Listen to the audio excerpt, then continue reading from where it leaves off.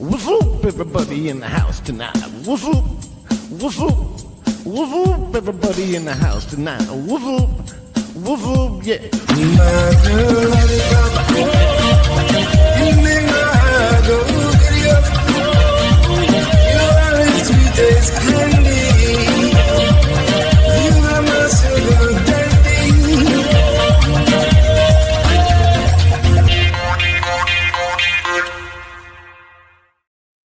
Monday in the studio.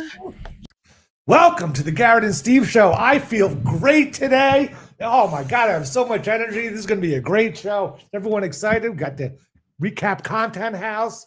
Talk about what went on. Should be a fun time. Out of steam? Yep. That was all. You just had one in the chamber? Barely. And then I had half of one in the chamber, and that was all I could muster out.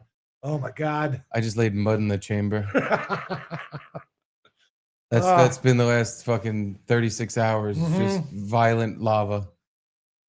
Oh, really? Oh, since you got, I was just talking about just like the hangover. That's been the last 36 hours too. Might not know this about me, but that's part of my hangover. Oh, really? It's a fairly new thing within the last year or so, I'd say. But now if I drink a shitload of whiskey or whatever, it's just a day of ouchie asshole. But thank you to all the fans that came out and saw us. Oh, yeah. Let's see if I can remember them all. Jason and Heather, Bob, Fan, and Patrice. Not in any order. No, this is in order of your favorite. Ben Dan Graham. Ben Dan Graham. Yeah. Yeah. Joe from the UK who was there. Oh yeah. Ate some of his chocolates last night. Drunk Jimmy. Beverly, J Nate showed Corsica, up. Yeah. Yep. Spirit on, or not Spirit on, push-ups. Totally different guy. Fuck, I'm forgetting a bunch of people. Help me out here. Forgetting people.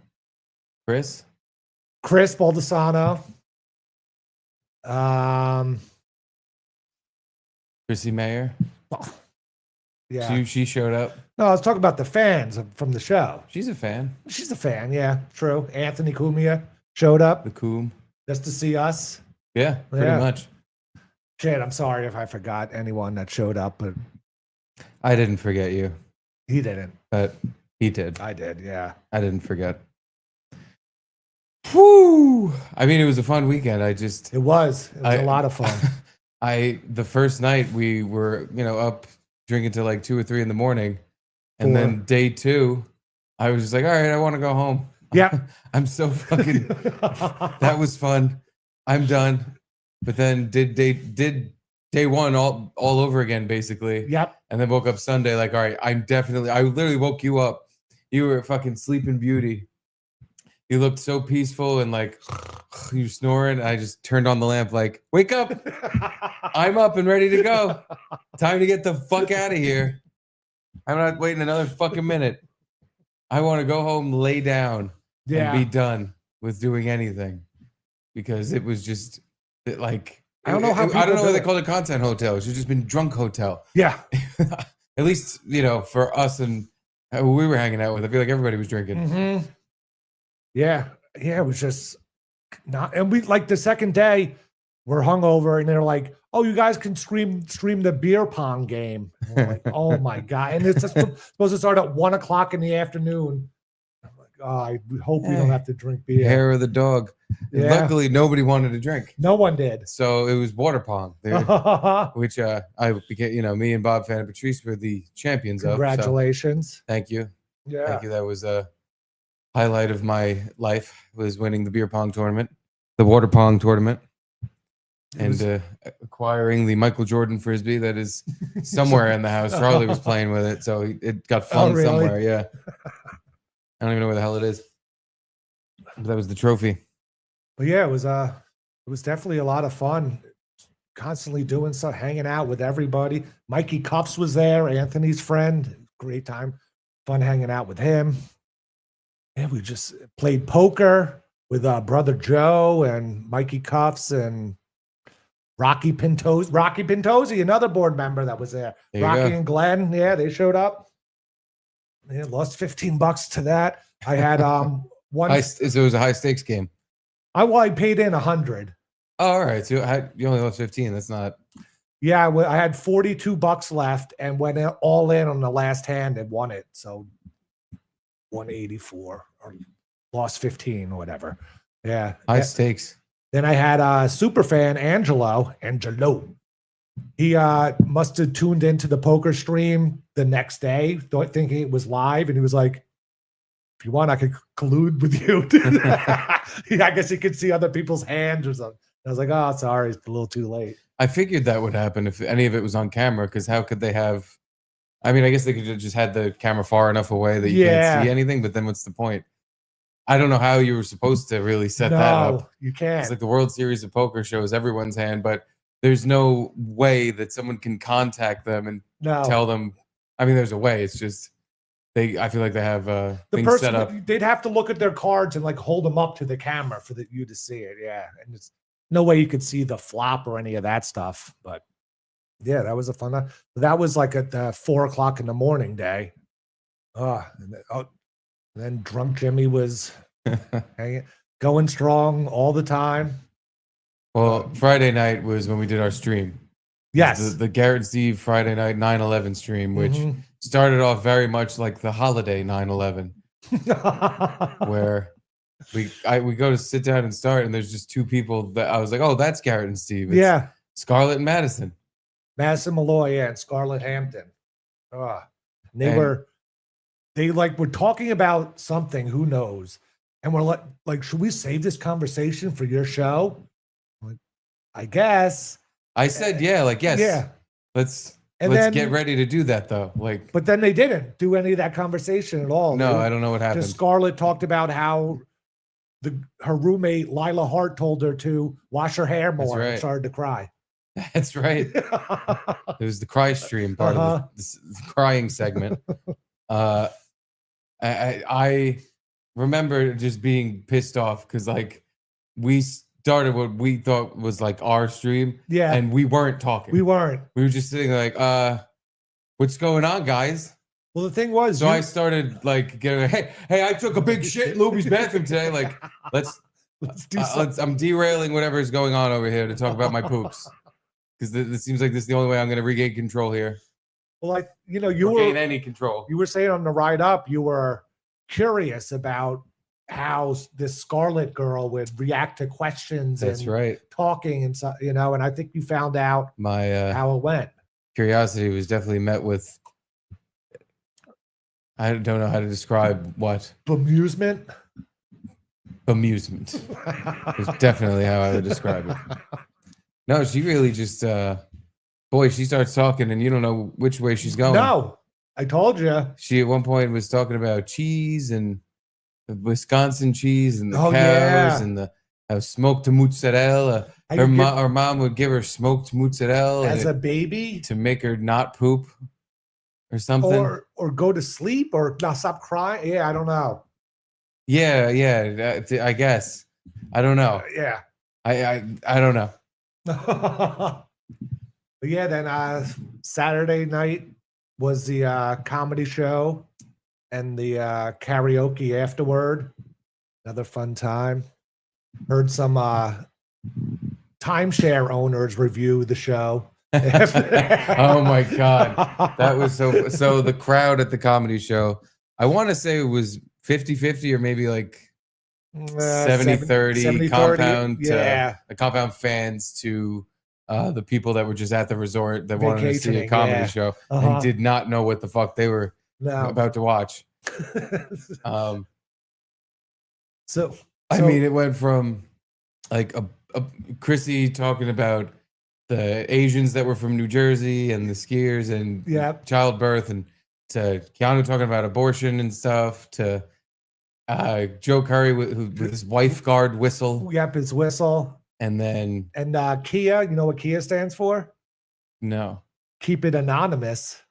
I don't remember that. You don't remember some guy he drives a Kia, some guy in a Kia pulls up to him at the grocery store and starts talking to him about the Kia. Yes. He's like, no, if you have a Corvette, that's what you do, but not with the Kia. Yeah. Then brought out the whistle. That's right. It was good. Lubi was there. She talked about being a miserable woman. Getting peed on, I want to say. Choked. And peed on. Choked and peed on? Yeah. All right, see, that's fun. Yeah. Maybe not for those Asians from New Jersey who, hey, not for nothing though. The Asians from New Jersey were taking pictures with Joe Curry. Like they made a beeline for Joe Curry. They loved him. I thought, oh, Joe Curry. Oh, Joe Curry, a very funny man. Very funny Joe Curry. They loved him. They were all taking pictures. I thought that was so funny. Like, you know, Joe Curry, great guy. I'm not saying anything wrong with it. No. It's just funny that they were like, oh, Joe Curry. They singled him out. Like that was the one they wanted pictures with. Yeah. And then it went to Anthony, who was just like, hey, here's my material. Oh my Fuck black people. Black people, Jews can get it too. But just nonstop black people jokes. For a chunk of it, yeah. What chunk was it? There was a bunch of big chunks. There's like a Dinty Moore stew of black people stuff. Big cubes of meat of black cubes of black people stuff with some broth on the side. Yeah, there were other things in there totally. But you're right. And you can't help but look around the room when that's going on and just see there was a row of people that clearly were timeshare people that were stone still for a lot of that, if not all of it. Just like, I don't think I care. But, you know, the silver seniors who got in on the Villa Roma pack, they were not the biggest fans. No, that's who. So the comedy. There also happened to be like a black woman in the midst of them. There was? Oh, I didn't notice. Yeah. I didn't notice a single chuckle out of her. Oh, I wonder why not. Not really all night. I mean, I wasn't looking at her all night, so maybe she was. I have no idea. Yeah. But every time I saw, because I particularly looked at her during Anthony's set, and I was like, ooh, for some reason she's not going for a lot of this stuff. I didn't even notice her. Not going for any of this stuff. So yeah, I snuck in a drink to the comedy show, just some Jameson on ice, and then finished that halfway through the show.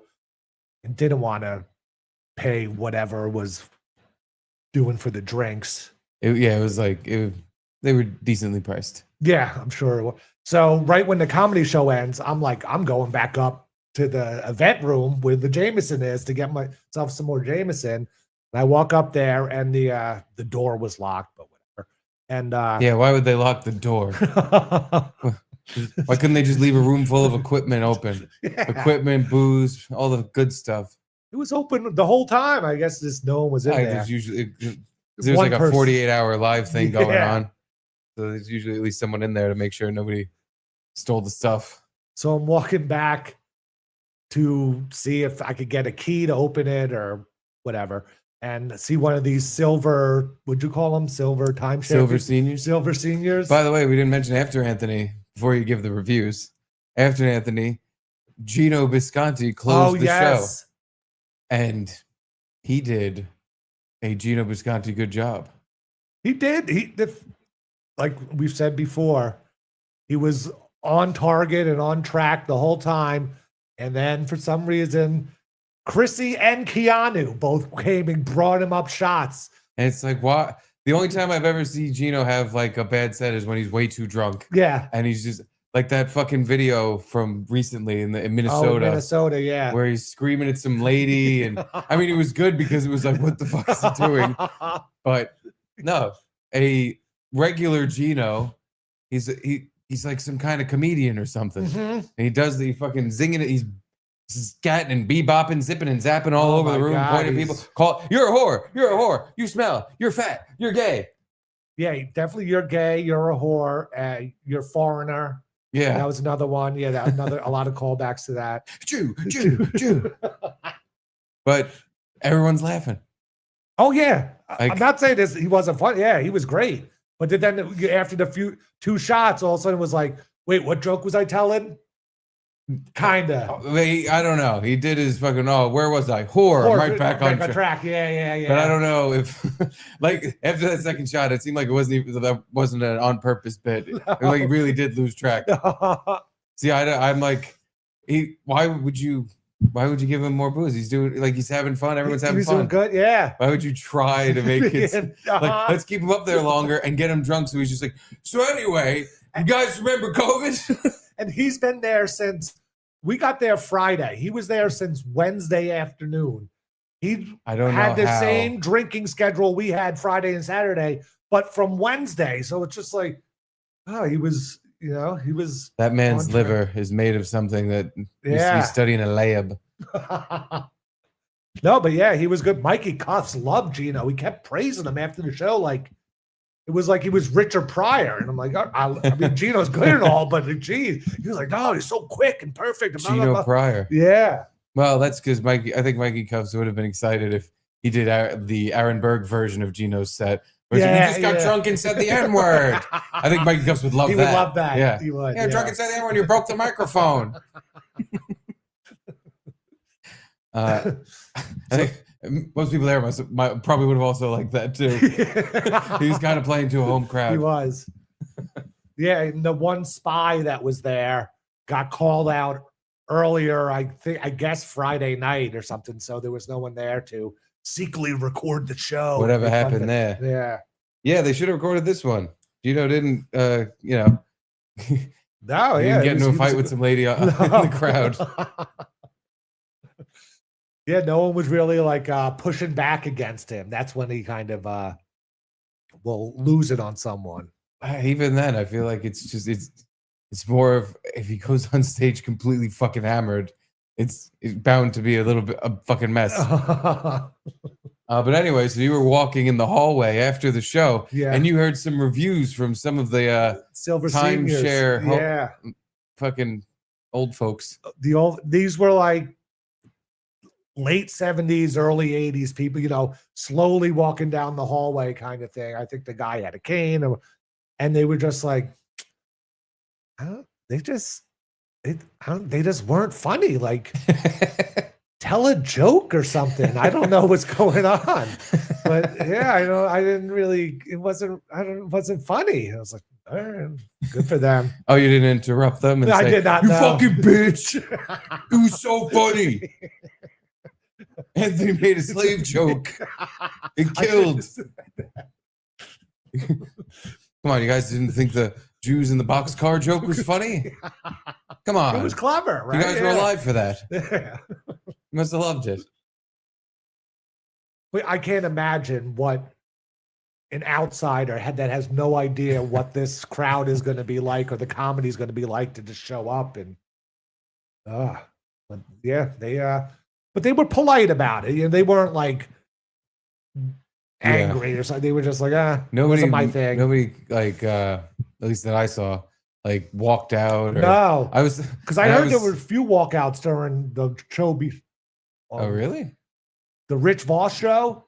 Oh, really? Yeah, apparently he called like a group of black women the Pointer Sisters, and they got up and walked out. Like, what?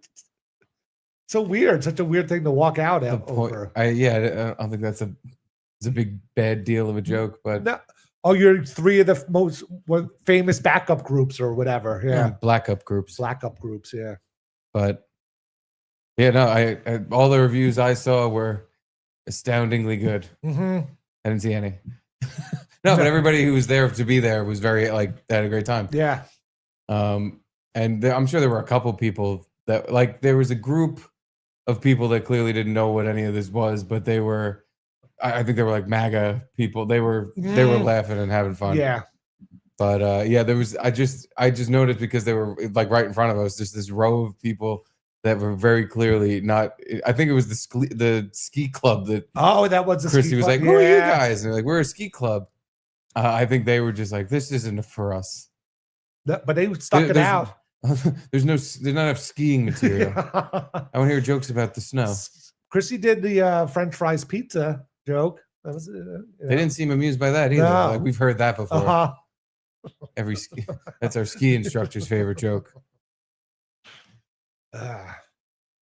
Then yeah, they weren't very funny. Why didn't they just tell some jokes?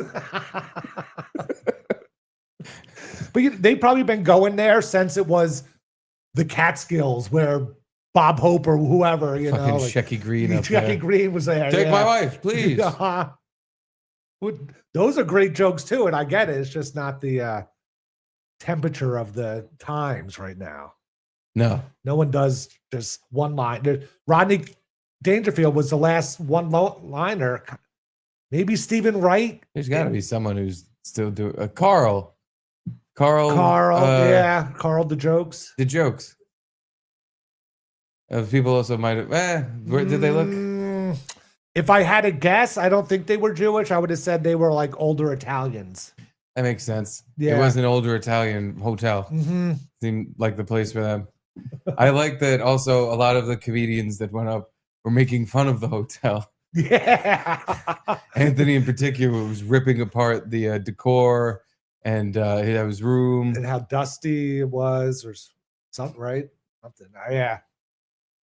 But you know, that man's used to 5-star suites.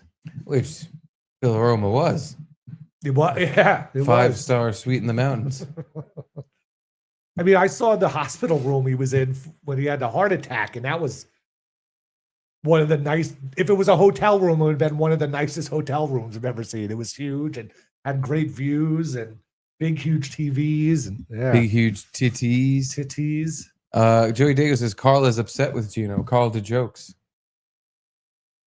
Why? Really? I think they did the show today. Why he upset? I don't know. Did Maybe he shoot because a he pilot? didn't go up there. Wasn't invited up there. See, that was like I think they're happy with Carl crowd.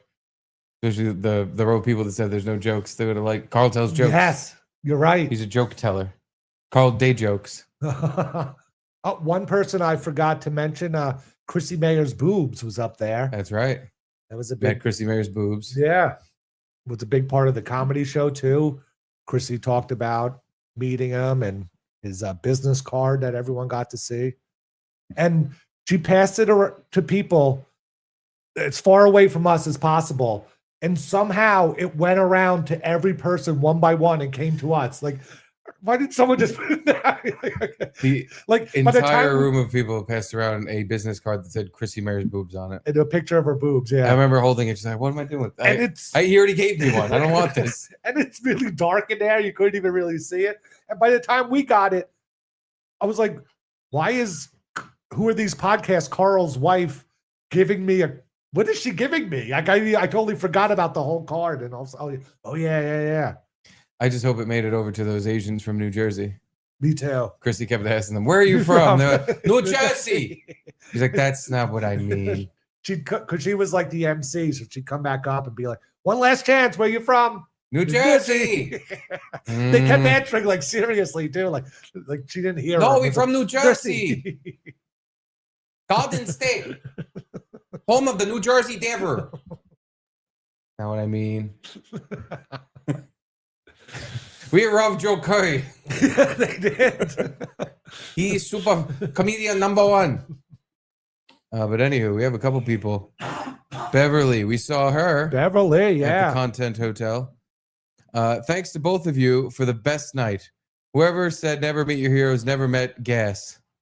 Wow. Thanks, Beverly. Warms my heart. Help my hangover a little. Yeah. I'm glad you had fun. I would like start feeling bad for like Beverly and J8 and stuff, that fans that were there, just because I was like, come hang out, do whatever. But then it's just like, all right, we're moving here. And then you'd see them like hanging back. And you're like, no, you could come. Yeah, I don't know. But at one point, Dan and Bob got kicked out of the content room where we were shooting the show.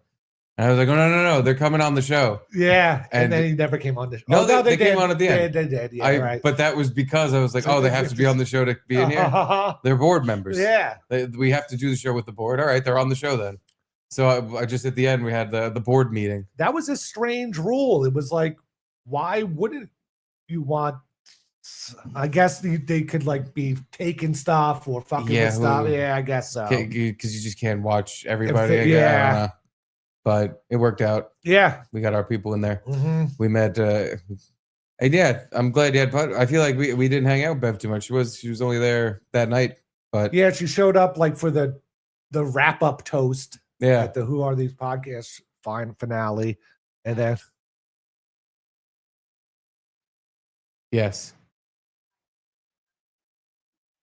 No. The hallway thought we called it Gas because it's Garrett and Steve. She thought it was because of my farts and my bowel movements. No. The Gassers or the Garrett and Stevers. Gasser Deluxe that's all. It's just a fun coincidence. But Bev, Mr. White says Friday night show was hilarious. Thank you, Thanks, Mr. White. I mean, I had fun. The Me one too. thing that I got pissed off at is that we had Rich Voss on and the audio cut out Yep. for I don't even know how long, but apparently Angelo there's a told chunk me of it was like 2 minutes 2 minutes. All right, But- 2 minutes of talking to the legend himself, that no one heard. Richard Vossman. I mean, that must have been one of the whoever was producing at the time must have hits because how does everything work and then it just cuts out? It's not like a It was mic. like some the whole sort of thing, accident. Yeah, Like the soundboard probably got unplugged. yeah, maybe. We were sabotaged. Mhm. Someone who hates Rich. They saw his fucking diamond-studded Star of David. Yeah, He has like rapper chains, but they're all Jewish things. Like one of them was the Jewish symbol for life or something. Oh, I didn't know. I remember seeing the Star of David. And that was the giant diamond Star of David. Yeah. So obviously, whoever was producing was like, fuck you, free Palestine, free Palestine, unplug the Jew. Yeah, that seems anti-Jewish, right? Like, or not what Jews normally do. I think Hashem, Jewish gods, like, what's that all about? What's with all the diamonds on your chest? But I feel like they should be more proud and putting it out there, or maybe it's just Gaudy maybe way. it is dangerous. I don't know. Who knows? Dangerous. To advertise that you're Jewish, out, out in public. This day and age, there's a lot of crazy people. Yeah. I wouldn't know what to do. It seems like those sparkly chains are a big Yetzer Hara trap. Yeah. Richard should watch out. He's very careful. What if someone tries to steal them and then hawks them at my pawn shop? I will give them a fair price. And he seemed to remember me, even though I highly doubt it, just because I met him, back in 2000 with Opie and Anthony. It's been 25 years, but he'd been on Compound a few times, though. He probably knew you. Oh, you're right. Maybe okay. Yeah. When I worked for Opie and Anthony at WNEW, he gave me a Christmas present, which was a DVD of Groundhog Day. Wow. Why? I'm guessing Did everybody get a Christmas present or just you?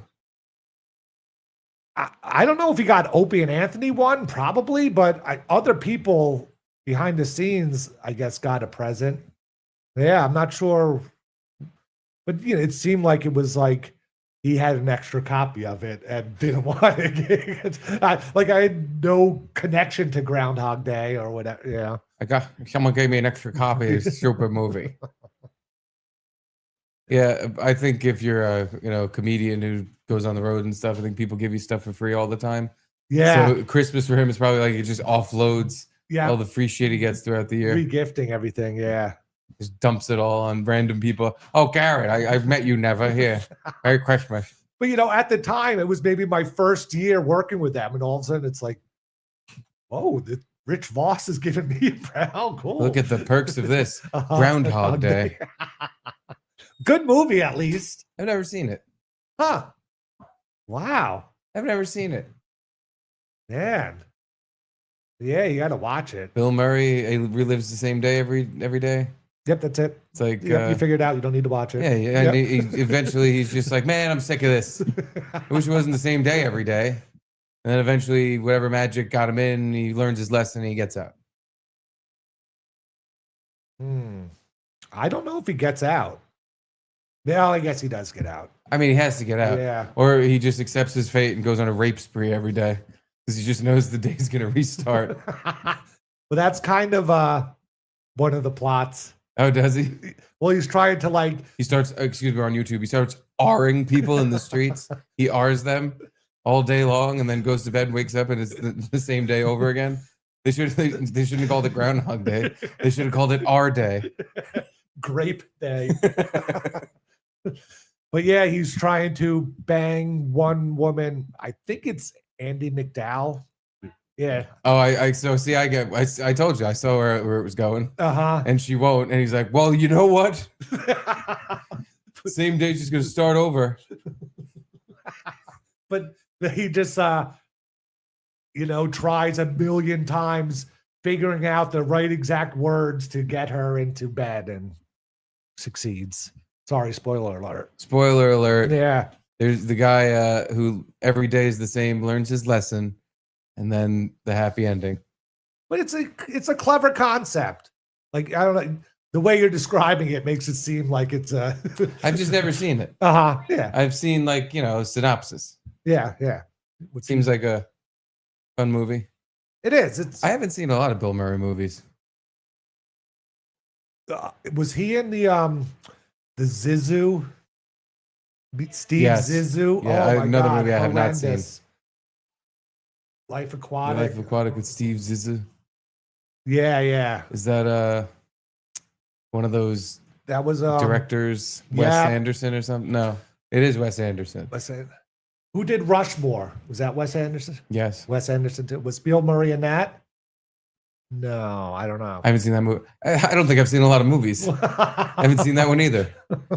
What about Ghostbusters? I've seen Ghostbusters. Okay. 1 and 2.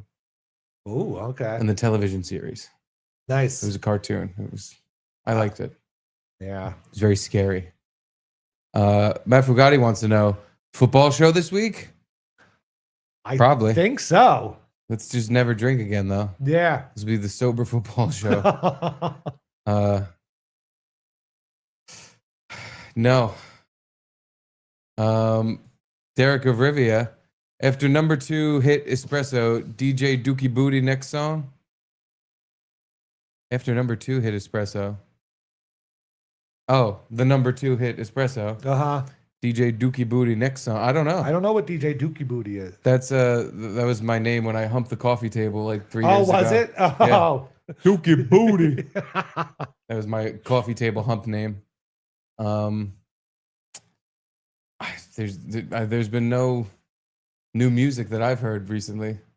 That's what caught your eye? I actually watched not a ton of it, but a bunch of the VMAs last night. It was on after football, before the next football game. How'd you know? They didn't tell you 1,000 times that it was going to be the first time aired on CBS, which is kind of pathetic. It's very weird. Which is saying, like, our network used to be so awesome, we didn't even have time to put on the VMAs. We'll just keep it on MTV. But now it's like, we're starving for any sort of viewership. Let's bring the VMAs over to CBS. And it was just obviously not for me. All the artists I didn't know. They came out and played songs that I'd never heard. I was in and out of the bathroom making mud. And that's what Caitlin said, pretty much the exact thing of like, I don't know who half these fucking people are. Nope. And they clearly are just giving awards to people that showed up because oh, totally. The artist of the year, which they gave away like right away. The first thing. They were like, listen, nobody's even gonna watch this fucking thing. We might have them for 10 minutes. Within the first 10 minutes, let's just give them the artist of the year. Which was not, from what I heard, it wasn't your girl, Taylor Swift, no, which it I know wasn't. that's why you were watching. But it was your girl. I don't have a girl. Sabrina Carpenter. No. Wasn't it? No. Oh, I thought it was. Espresso. No, not Mrs. Espresso. I don't think they could get her. Oh, she performed or something. Yeah, it was Lady Gaga. Oh, that's right. You're right. Who put out one song this year. Yeah, she performed and left. Wait, did she perform right after that award was given? And then left. Because they kept promoting it like, and Lady Gaga's, and I thought she was going to be the final act. Oh, wow. No, they just gave her the award and left. She gave them 15 minutes of her time for the Artist of the Year award, saying, I guess, I don't know what the fuck she's saying, but Caitlin told me that she only like put one song out this year, so. The Abracadabra song? I guess. Yeah. That was enough. Wow, that wasn't even on an album? Huh. I don't know. Because it was Sabrina Carpenter. I get my information from the hallway. Sabrina Carpenter, I believe now, won Best Album of the Year. Oh, well, thank God. Yeah. Pooping on pee, peeing on the poo.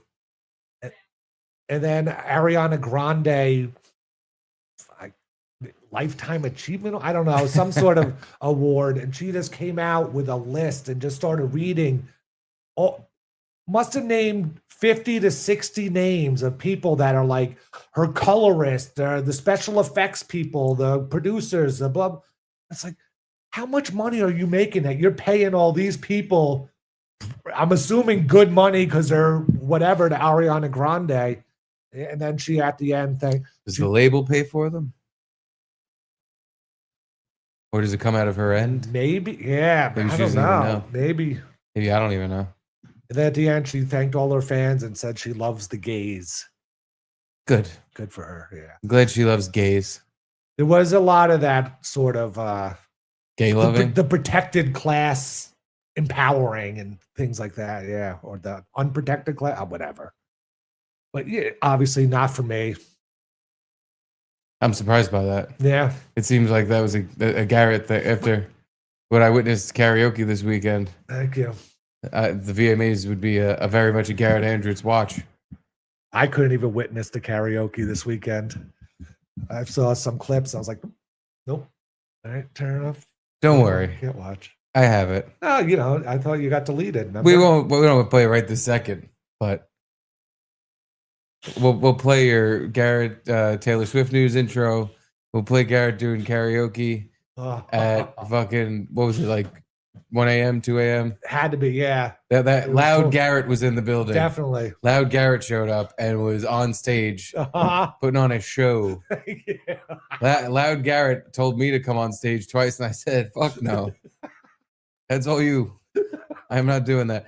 I did at the end of the night go, man, I regret I didn't sing any songs. Like, that's lame of me. Everybody had so much fun. I should Yeah. have done some karaoke, but I wasn't doing that. Not what I saw, but Fitzy has the pressing question. Wait, you spoke on the ride up? Only because Lubi was there. Yeah. Yeah. Jabberjaw fucking Lubi. 2 hours straight in the car. I'm Lubi. That's me. No, honestly, there was just a third person in the car, and there was normal amount of conversation happening. I did a lot of the talking, and eventually she just shut up like after 2 hours because she must have figured like they're gonna say I'm talking a lot. So for the last hour of the ride, she completely stopped talking, and I was just like, "Oh, look at the cows! Oh, look at this! Oh, what's that?" I was the chatty one. Yeah, but you know, we kind of got through all the conversations. It was really not much to get into more you could think of. No, yeah, it was just we haven't seen her in person for a while. Long. Yeah. So you got stuff to chat about.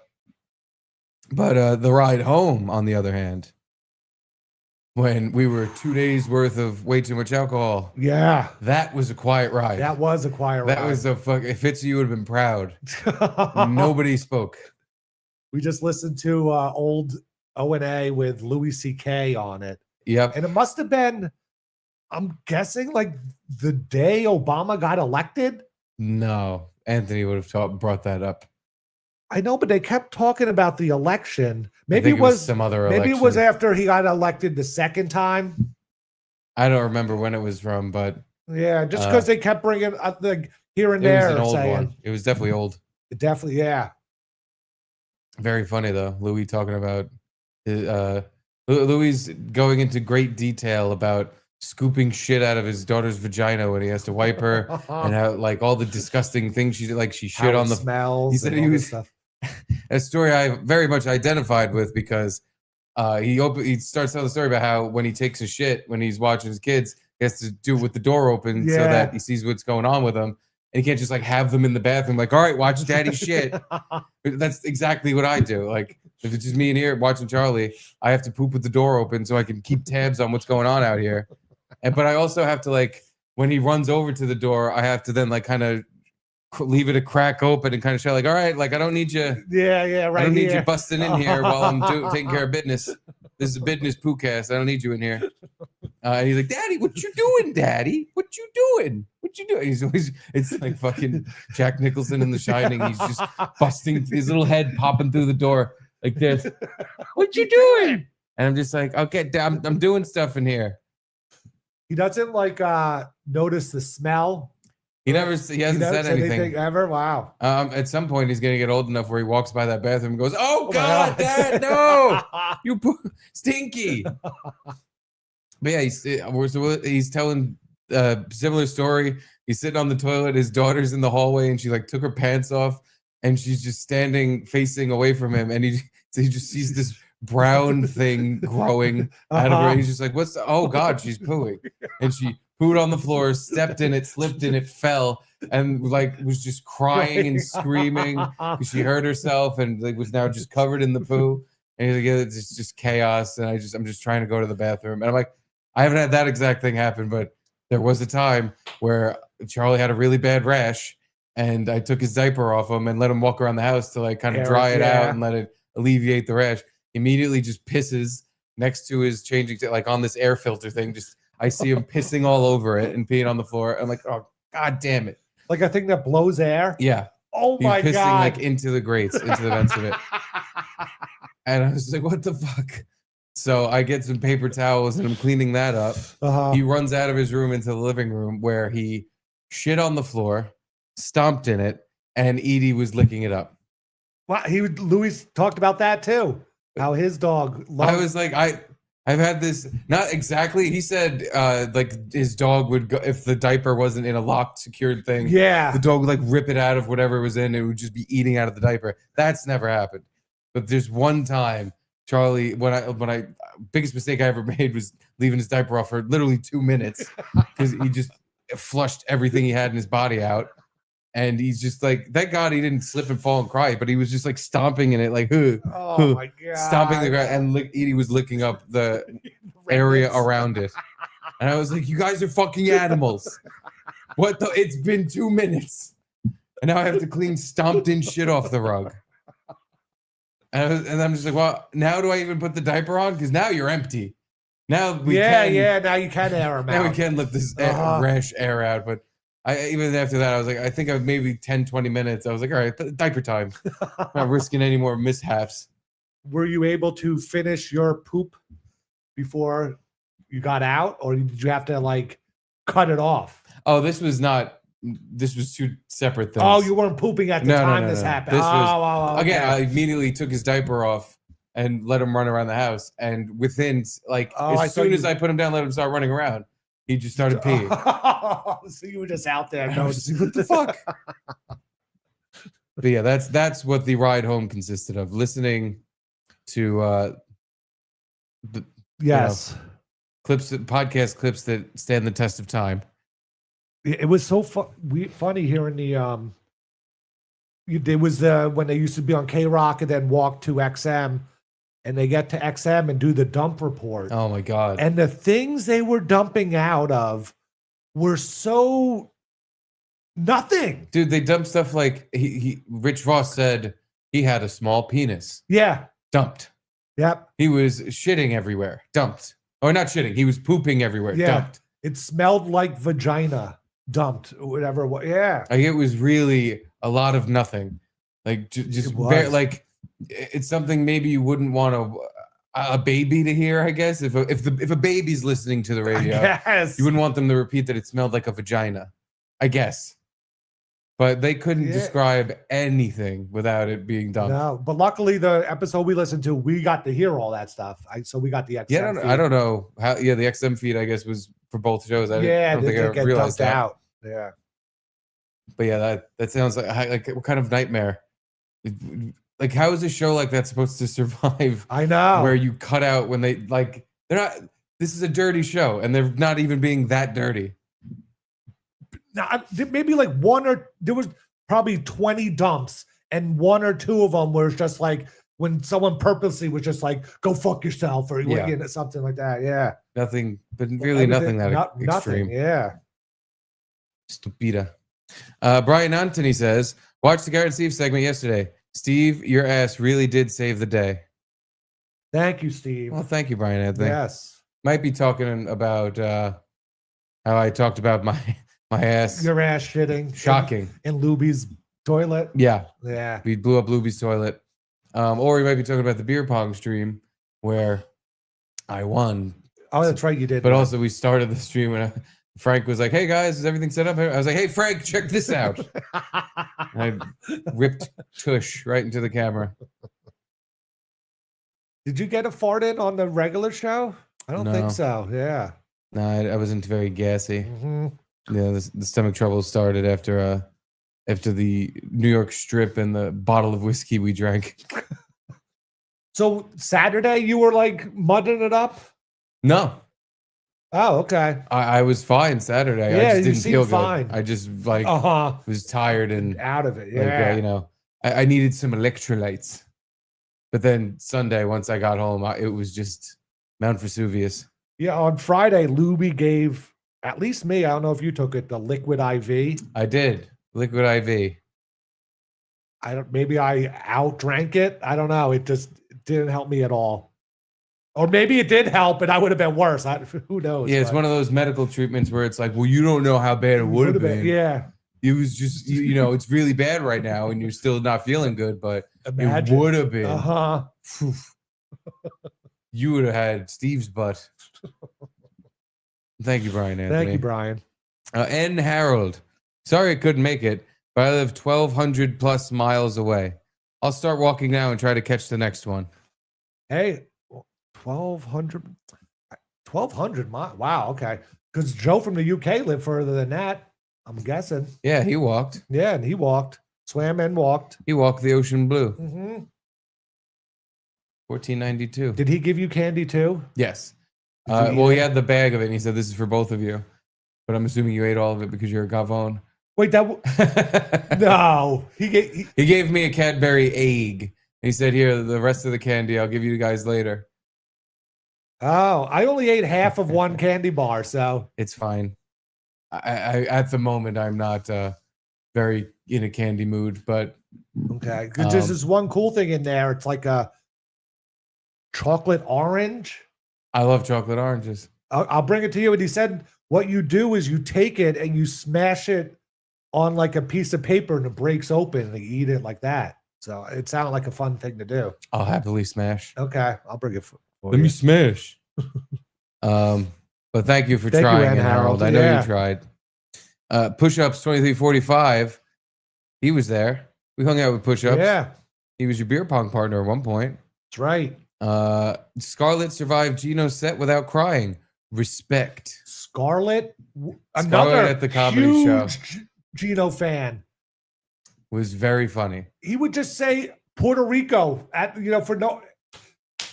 And she put her hands up and just started clapping. There was a point where it just seemed like she wanted to clap for Anything. literally every word that came out of his mouth. And she was just like...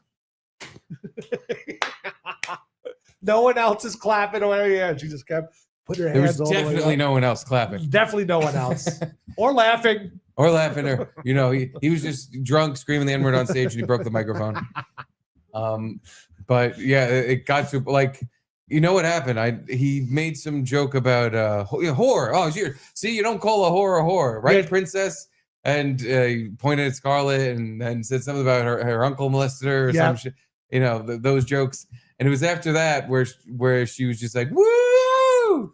Which was weird because after he did the first, I bet you your uncle touched you joke, whatever it is. I was like, oh God, she's gonna cry. Yeah, I thought he was gonna make her cry. She did cry when she said that Lila told her to wash her hair and she washed her hair and it was very good that her hair got washed. And then the tears. Scarlett, very, very nice girl. I was a very lovely lady. Not sure. Do you know Rocky and Glenn what's going on there? Picked her up at LaGuardia Airport and drove her all the way up there?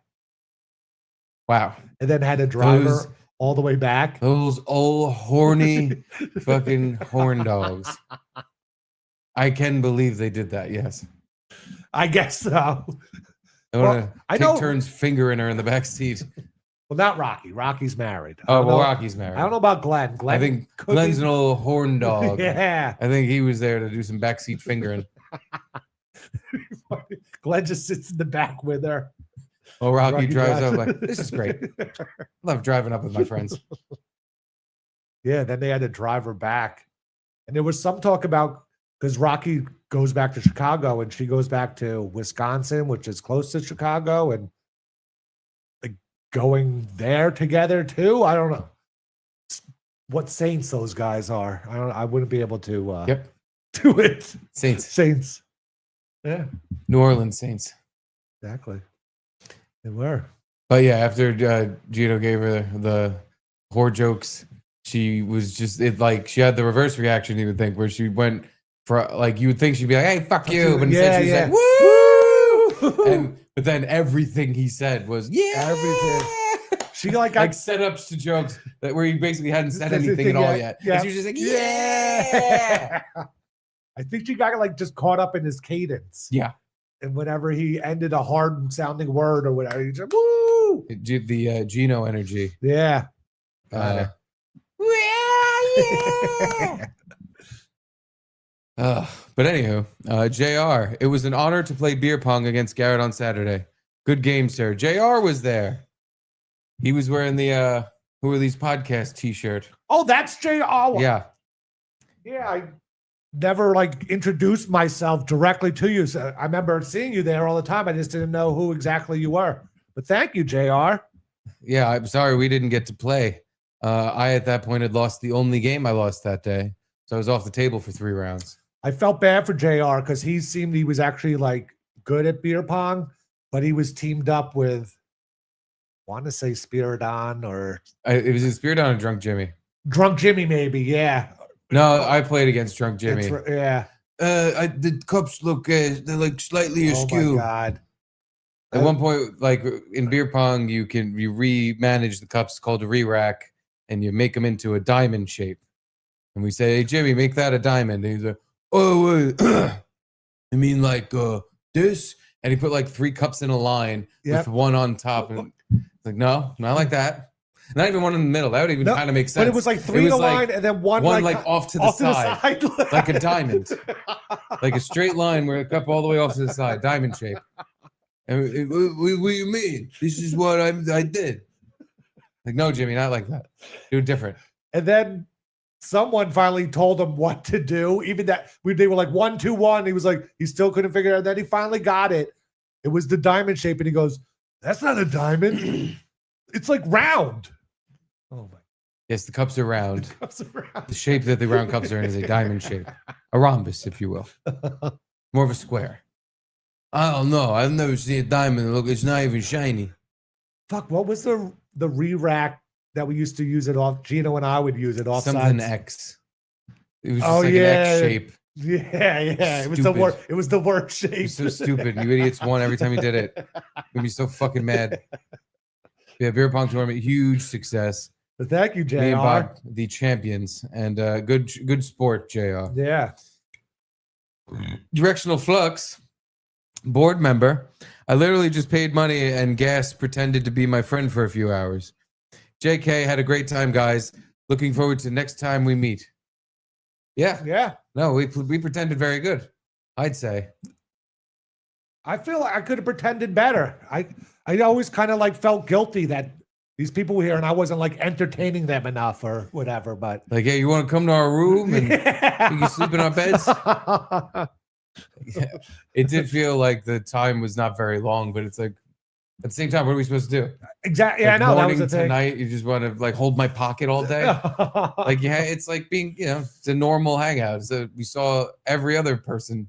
Yeah. Like even our friends. Yeah, we saw them just as much, if not less.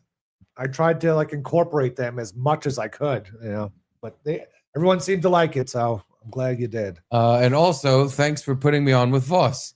Terrifying. I don't know why it'd be terrifying. I thought that would be a fun thing. Yeah. Like that's what I would want if I showed up to a thing. Like you get to be on the show with an old A guy. But he did.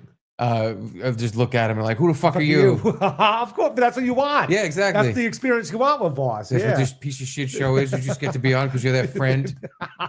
That's what he said. Yeah. He made fun of us for being losers. And he was like, what the fuck do you do? And he was like, I don't care. It was very funny. But anywho, thanks for coming. Yeah. Daniel Board. Ooh, the boobs chiming in. Dan Ben. Chrissy Mayr's boobs.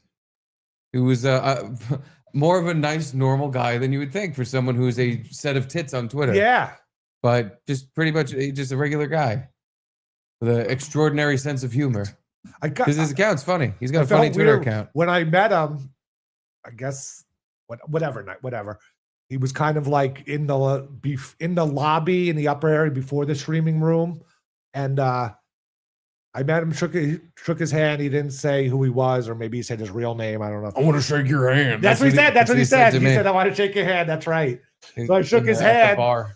And then he gave me the card that said Chrissy May's boo. Was like, oh, and I shook his hand again. Like, oh, nice to meet you again. Like, I was like, oh, okay. That's you? Cool. Yeah. I want to shake your hand.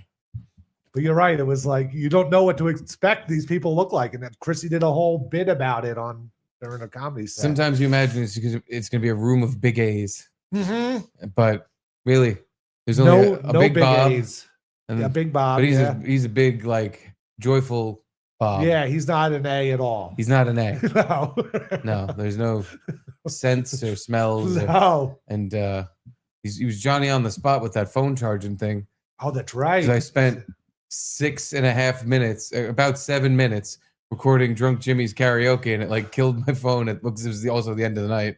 Of a song no one knew. I have the footage. I know. I know. We'll get to that. Okay. But thank you, Chrissy Mayr's boobs. It was very nice. Yeah, nice meeting you. Everybody I met was fun and like fun to drink with. Yeah. Like, thank God, because there's always a risk that there's going to be that one annoying guy that just won't shut up or talks to you constantly. a drunk Jimmy. Like when Drunk Jimmy would first come around, and he just like would latch on to the conversation and just not shut up and follow everybody around. And it's like, dude, but he's gotten he's way gotten better. way better. He's so like Chill. now he's just fun to hang out now with. he's just a chill Now guy. he's a good Yeah. guy. But yeah, there was none of that. It was just like, let's all get drinks and hang out. All right, I'm going to the room. Yep. That was it. Uh-huh. Fun. Matt Fugati. Gino will have a fine bottle of bourbon for y'all next football show. Yeah, I'm when sure. you feel up to it. Yeah, I'm sure he will. Yeah. If you gave him one or sent him one, he will have drank it before we got there. I mean, maybe he even needs a break Maybe. because it's, a week of, or whatever, 4 days straight. Yeah, he needs toxins He needs to cleanse. get the toxins out. Yeah. But yeah, I don't have a lot of hope for that bottle being there or being here, wherever. I don't even know where we're doing it, what we're doing. Yeah. We got to figure that out. Asian sumo wrestler with AIDS.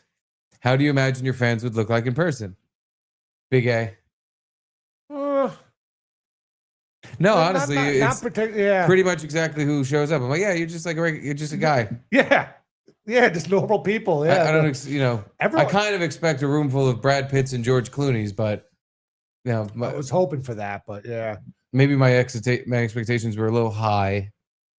But yeah, everyone was just super nice and chill and happy to do whatever, or happy to sit around and wait for things or do what It was a good time. Everyone was so nice, but I expected it because our chats always seems really nice and good people in there, and they all get along. So yeah, it was a fun time. Oh, here we go. Bob Fan and Patrice. Pork Chops was my roommate. Now I don't know why his nickname is Pork Chops because I heard a couple things about his roommate. Push-ups. Pork Chops. I heard push-ups is what we like to call a big spender. Yeah, that's what I heard. He liked to, Bob let him stay in his room, so Pork Chops picked up all the food bills and everything, and just paid for everything else. So it was I'm getting contradicting reports. Oh, huh? The reports I'm getting is that his money seemed to be non-existent. I don't know. I don't know what to show. The sequence of events I was told from an anonymous source, wasn't Bob. Anonymous source who had heard it third hand. Was stayed in Bob's room. Yep. And Bob's like, oh, I love this guy. He's great. They go out to eat. He's Greek. I'm Greek. Yeah. Yeah. We're both like sex. Yeah. Both invented it. Yeah. They go out for dinner. Bob picks up the tab. Okay. We go out for dinner again. Breakfast. Breakfast. I don't know. But you wouldn't. Yeah, but no. I didn't. I don't know who I heard this from. Yeah. And Bill comes, and Bob was like, "Hey, can you take care of this?" No. No. Not that I know, but I think Bob just let the bill sit there to be like, let's see what happens. Yeah. And sat there for a while. The waitress comes back to pick up the bill, and was told, "We need 2 separate checks." For what I imagine must have been A very expensive breakfast. Yeah. I heard fourth hand from your third hand person that it was $9. So $4.50 each, or $9 Oh, each. maybe $9 Probably each. $9 each. But that's red pork chops. That's very funny. I appreciate that. I appreciate him going there like, I'm just not going to pay. Bob's got it. This is Bob's. Yeah, It's on Bob. It's on Bob this weekend. Weekend on Bob. I'll get him next weekend. Yeah. That's the famous the Bobo trick. Is it? Oh yeah. I think it was Jimmy Schwartzman, who's either him or someone else, maybe Bobby, someone who took Bobo to stuff. He's like, when you take Bobo out for stuff, you have to pay for everything. You have to pay for his ticket. You have to fucking. He's like, oh, I want a hot dog, and he's just like, oh, okay. Like maybe you take him to a Mets game. Maybe it was even Stevie Lou. I don't remember who, but they went to a Mets game with him, and they're like, yeah, I just have to fucking pay for everything. Could you get me a hot dog? And you have to go get it for him too. And I mean now. I'm watching the game. Not after this inning now. Bobo's hungry. I'm very hungry. Could you? I'd like a beer. Maybe 2. I know you can only get 2. Get both for me. And a pretzel. Good for Bobo. Chicken tenders. He deserves it. He does. Yeah. He deserves to go out and get treated. Yes. Get treated to everything. Yeah. And you have to give me a ride. I don't have a ride. Oh Are you gonna pick me up? You gonna come pick me up? You gonna pick me up? I'm not lying. I don't have a ride. I want a hot dog with all the fixins. Go get it. Ketchup and mustard. I need a hot dog. Bobo seems like a ketchup and mustard guy on his hot dog. Does he? I went through a ketchup and mustard phase. On your hot dog? Yeah, because it was like sweet and spicy, but now I'm just mustard. Yeah. I was just mustard in my youth. Then I was there's this wild period in my 20s where I was experimenting. Yeah. And I was like, maybe the ketchup and mustard, maybe there's something to this. But now you always glop too much fucking ketchup on and it always ruins it. Ruins it. So now I'm just back to mustard. The standard. A standard dog. I used to love onions on my hot dog too. Oh, that's until that started ruining my insides. Now I can't do that at all. That's done. Onions are done. Dunions. I call them dunions around here because I can't have them. And by the way, the food at Villa Roma. Oh, Maron. I had so much beef. It was so good. I was clogged for it. Maybe that's why for the Sunday or Saturday, I wasn't because you vomiting out of my butt. Beef. Maybe I had the Hank Hill diet going on where I was just eating red meat every meal. Yeah, no one could finish their meal and started giving me all their food and making me take it home and then telling me to stick more stuff in there. So I bring it all the way home. And then apparently you come home that night and just eat it all. So yeah. It wasn't food that I wanted to save or anything. It was so goddamn funny because there was the members of the content hotel staff or whatever we were, the event crew, event staff. That's what it said on a lanyard. The house boys. Yeah. We were every night. There was a dinner for us where it was just pay for your drinks. Everything else is on the house. Yeah. It was like ooh, and not even a one menu. One thing on the menu. It was just like you had a choice of soup or salad. You had then 2 different kind of appetizers came out both nights. Then you had a choice of 4 or 5 entrees to pick from, and then 2 desserts. Yeah, it was nuts. It was very. I quite enjoyed it. Yeah, and it was like a banquet hall that we were eating. Yeah, think of like a wedding. Yeah, kind of thing. Yeah. But the food was pretty damn good. At least what I had. I had the New York strip, and then the next day I had the prime rib. That's right. You double beefed it. And if I was there every day, I think I would have had just more and more beef. But yeah, so I think Mikey Cuff sat at our table, and he was like, I already ate. I'm not even hungry. I'll take the New York strip. He just orders the food. Same with Brother Joe. They just had a smash burger. A smash burger. If I heard them say smash burger one more time, I was gonna fucking scream. They brought up that they'd been to smash burger a bunch of times, but it's because they kept getting food and they kept people kept giving it to them Yeah. And they were refusing it. So they were just like, oh, no, we would smash burger. We would smash burger with Scarlett. Who, by the way, apparently Scarlett, when she eats her French fries. Oh, my God. If you missed it, you got to go back and watch our stream from Friday night and meet Scarlett. Because she's a very interesting human. But apparently when she eats French fries, she puts ketchup on her hand. Yep. So she takes a fry, licks the ketchup, yes. puts the fry in her mouth, and then licks salt. And then put salt in her hand too. That's the process of eating French fries. For yep.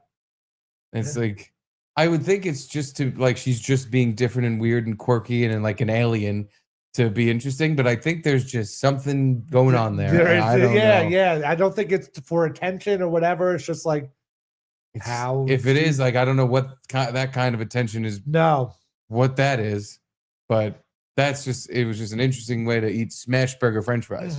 Oh, we was at the smash burger. I don't even think that there was like a smash burger on the regular menu at the place. They just got a smash burger. Yeah. They kept saying smash burger. I thought they went to the restaurant. But either way, the Mikey Cups basically just is like, you got to take this. I'm not eating. You got to take it. For some reason, you had to take it. I don't know why you were singled out for you had your own full plate of food that you ate and didn't finish. Yes. They were like, yeah, you just got to take this guy. And you're like, I don't want it. Got to take it. So they bring you gets the waiter to bring a to-go container to you. Yep. Puts all this steak and broccoli and shit in there. And I was like, well, Gary, you got to take the bread too. Yeah. If you're going to there's a bunch of bread on the table and it was delicious bread. I was like, you got to take that too. And you're like, I don't fucking want it. I was like, just take it. Just take the bread. Like it was one of those big cellophane or clear boxes. There was so much food. The bread like made the top pop out because it was like so hard to close. Like it was stuffed with food. Yeah. That's what you want. And then I don't even know did we go back to the room after dinner? How did I get it back to the room? Well, first, after you filled this big plastic container with food, you put it on the floor. That's right. And I was like, why are you doing that? You're gonna step on it and ruin it. Because it was like dessert. You're gonna ruin my 3 a.m. dinner. Why are you doing that? We still had coffee and dessert coming out. It was such a big table. You could have just like put it in the middle or something. You're right. I was like, this is a disaster waiting to happen. And then like a minute after I think that or say it, I don't even remember. You get up and kick it. I kick it, and it went flying. And I was like, what the? Exactly. It's like you put it there for what that. I expect to happen. Yeah. But then luckily, so then we have our night. We go out. We get all drunk, and I get back to the room before you. And I was just like, God, I'm hungry. And I looked in the fridge, and there was Dave Landau's spaghetti and the New York strip steak. And I was just like, ooh, my bread. So at first, I was just going to eat the bread because I was like, well, see, this is why I told him to put it in there. I told him to put it in there. I made a big deal about it. Now I'm going to eat and see, I told you someone was going to eat the bread. But after a couple of bites of bread, dipped it, because it had chimichurri on it, the steak. So I dipped the bread in the chimichurri, and I was like, oh, that's good. I just started like a fucking caveman picking up the big strips of beef and going and biting into them. Dude. And I ate almost all of it, and I thought it'd be funny to leave you a comedically small amount. I ate everything except for one bite of bread and the fat scraps of the New York strip steak. Not even one strip. There was a tiny bit of meat left, and I only left that because I was full. But what about the broccoli or cauliflower? I left that for you too. Yeah, I didn't eat that fucking steamed bullshit that didn't have anything on it. Fucking tasteless shit. I didn't care for that at all. Vegetables, kiss my balls. No, I ate all of the beef, save a few scraps. And literally I ate the bread down to one tiny nub, and I was like, and a nub of bread, because that wasn't important. And I put it back in the fridge. And I just pictured you coming back like 4 a.m. Just open the fridge and just, what the fuck? Is this what I saved? I don't remember leaving scraps in here. And you would have been forced to eat Dave Landau's spaghetti. Because, by the way, Dave Landau left pretty much right before we showed up. Yes. We were just given his room, and the maid hadn't been in there to clean it up. Mm-hmm. So I opened up the fridge, and there's just a to-go container filled with spaghetti. And I was like, oh, look, it's Dave's spaghetti. We should, and we're mailing it to him. We should mail it to him. You left forgot this. When he gets there, it's just rotten hot spaghetti. There's got flies coming out of it. Thanks, guys. Thanks. I really regretted leaving this behind. Thank you for sending my very old spaghetti. But what I saw during the meals at Villa Roma, things I never saw before. You got the salad both nights, which I couldn't believe. I know you always say you hate salad, and you ordered the salad both nights. And then the second night, there was a big bowl of garlic butter shrimp. And you were like, nah. What? Well, here's I'll fully explain my menu choices. The salads, it was because the choice was between soup or salad. Yeah. And the soups they had, I wasn't really. The first day it was like was a chicken bean soup. soup, Oh yeah, bean it was soup. bean soup. Yeah. The second day wasn't like chicken soup. It was It's like I don't have a fucking cold. I don't want this. It was pretty much it was chicken soup. And it was like kind of warm in the room that we were eating in. And I just pictured like eating this hot fucking bowl of soup and just being all sweaty and not like there was so much other food coming. If I was starving and the only choice, like the only food I was getting was soup or salad, I would have picked the soup. But I basically just got the salad because I'm like, I'm going to have a couple bites of this and then get to the real food because I don't give a fuck about either of these. I'm not sweating my tits off to have some soup that I don't, bean soup. Boo. People, I didn't get that, but people said it was good. Everybody who got the soup was like, oh, the bean soup's so really delicious. good. I'm like, well, good for you. I'm having the sausage and peppers soup. That was good. Or that whatever that first day sausage thing was, the sausage pasta. It had like broth in it. It did kind of, yeah. Water. It was the Orecchiette broccoli ramen sausage. Yeah. Kind of thing. Yeah, but the garlic shrimp, that was day 2 where I felt I was already like on the borderline of like, I don't want to be in the fucking bathroom all night. Oh, that garlic shrimp, it was shrimp scampi, but it was in like a soup scampi, greasy garlic thing. Yeah. And I was like, I'm just going to wait for the giant plate of beef that I can't finish. And I'll skip the shrimp. Yeah, it is a rarity. I know. I don't usually do stuff like that, but I had my eyes on the prize. I had to drink another night, so I wanted to be ready to go for that. Yeah, by that point did we have drinks? Oh yeah, we had like champagne at the I didn't drink toast. it. I had a sip of it. I had a Oh. celebratory sip. Yeah. And I was like, I will drink fucking later. I'm not ready. Because for me, if you drink again a day after and you have to drink now all night, or else the second I stop, I'm going to bed. Like there's no choice in the matter. I'm too like it doesn't work like that for me. I can't just turn it off and on. But yeah, thank you for bringing that room back to the food back to the room. You're welcome. I quite enjoyed it. Now, I thought you like left some and then the next day finished it off. That's right. Yeah, I forgot. So I did. So there were like 3 big strips of beef. Yeah. I ate 2 of them, and I took a couple bites out of the third one. That's what it was. I took a couple bites out, and then I left the rest. Like, all right, Garrett will like that. It's just got like my teeth marks in it because I bit it like an animal. And then the next morning, when I was really fucking hungover, I was like, I gotta fucking eat something. I went in the fridge and I was like, all right, again, my choices are Landau spaghetti or some of this beef. So I had the bite of bread and I finished all the beef and I was like, and now Garrett gets none. Yeah, I threw out the broccoli. And in my mind, I was again being generous. I was like, well, if Garrett wants the broccoli, he can just pick it out of the garbage. I just left it right on top for you. I heard Matt Mead, I don't think he's going to get, accidentally threw out his cocaine in the garbage and then went back to the garbage and looked around and found it. Like, what a win. What a good job. Yeah. Alleged cocaine. He Yeah. didn't offer any to me, which I was like, I know I'm not going to do it, but you can still ask if I want it. Yeah, Like, exactly. I'm that much of a fucking non-fun loser. Just because I didn't go up and sing a song at karaoke. I'm no fun guy. Don't offer me drugs. What if I wanted some that night? But I have a feeling after he found it in the trash, they did it, and like that was it, because I don't remember hearing any talk of it and he for the didn't rest of the seem time. like he was on cocaine at any point. No, everyone by the time we showed up, people were kind of mellow because they've been already drinking for 2 days. Yeah. So we were like, yeah, party. Party? Party? Party? Party? Party? Party. But anywho, Barton Fink says, Garrett, are you and your wife going to have kids? The poop stuff is real and other things are difficult, but overall it's so fun and insane. This is 1T Matt, by the way. Oh, Matt, one of our newest board members. Oh, there he is. He's right there. They're right there. 1T Matt. That's right. Let's just say, I don't think it's possible for us to have kids anymore now, so I won't be. Garrett has an inverted penis, and he can only fuck his own balls. Yep. So it's hard to get someone preggers like that. But thanks for asking, Matt. So he fucks his own empty balls.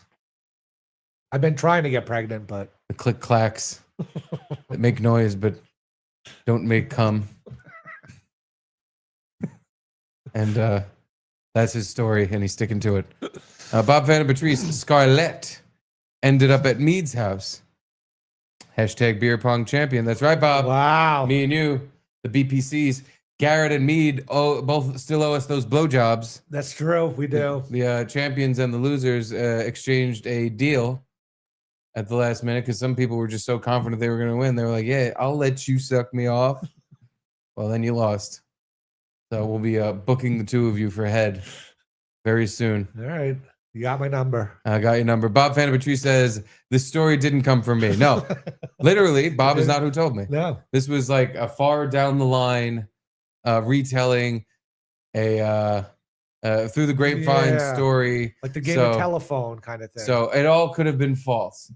Probably Maybe I was. made it up just for comedic effect. Maybe. Push-ups. The man in question, Yeah. pork chops. At dinner, Bob already left, and I asked for the check, and the waiter said it was already paid for. Don't blame me. See? See? So, yeah. You can't believe all these rumors you hear on the internet. Sometimes rumors are just that. Yeah. Rumors that Bob did actually pay. But he wanted to pay. it was because he was treating pork chops. Yeah. It's a different thing. We got treated to dinner. We didn't pay for We dinner. did, yeah.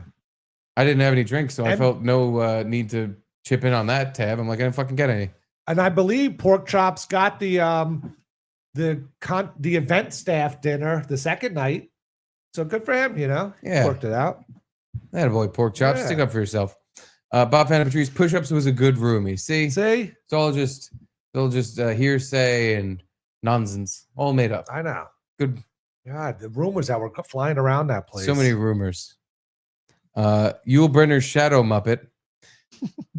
Scarlett stayed at Matt Mead's house last night. They did the Simpcast together. That must have been a nice time. Yeah, I'm sure he had fun. She's listen, if not for nothing, she was nice and like She was. pleasant at all times. Yeah.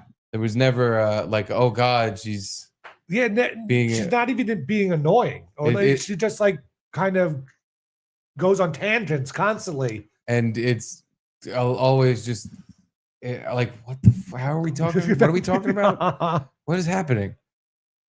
And like sometimes you'll like me and you would be talking or something, and I just hear her voice behind me going blah blah blah blah, like just going on and on about Not what we're talking about at all. God knows what.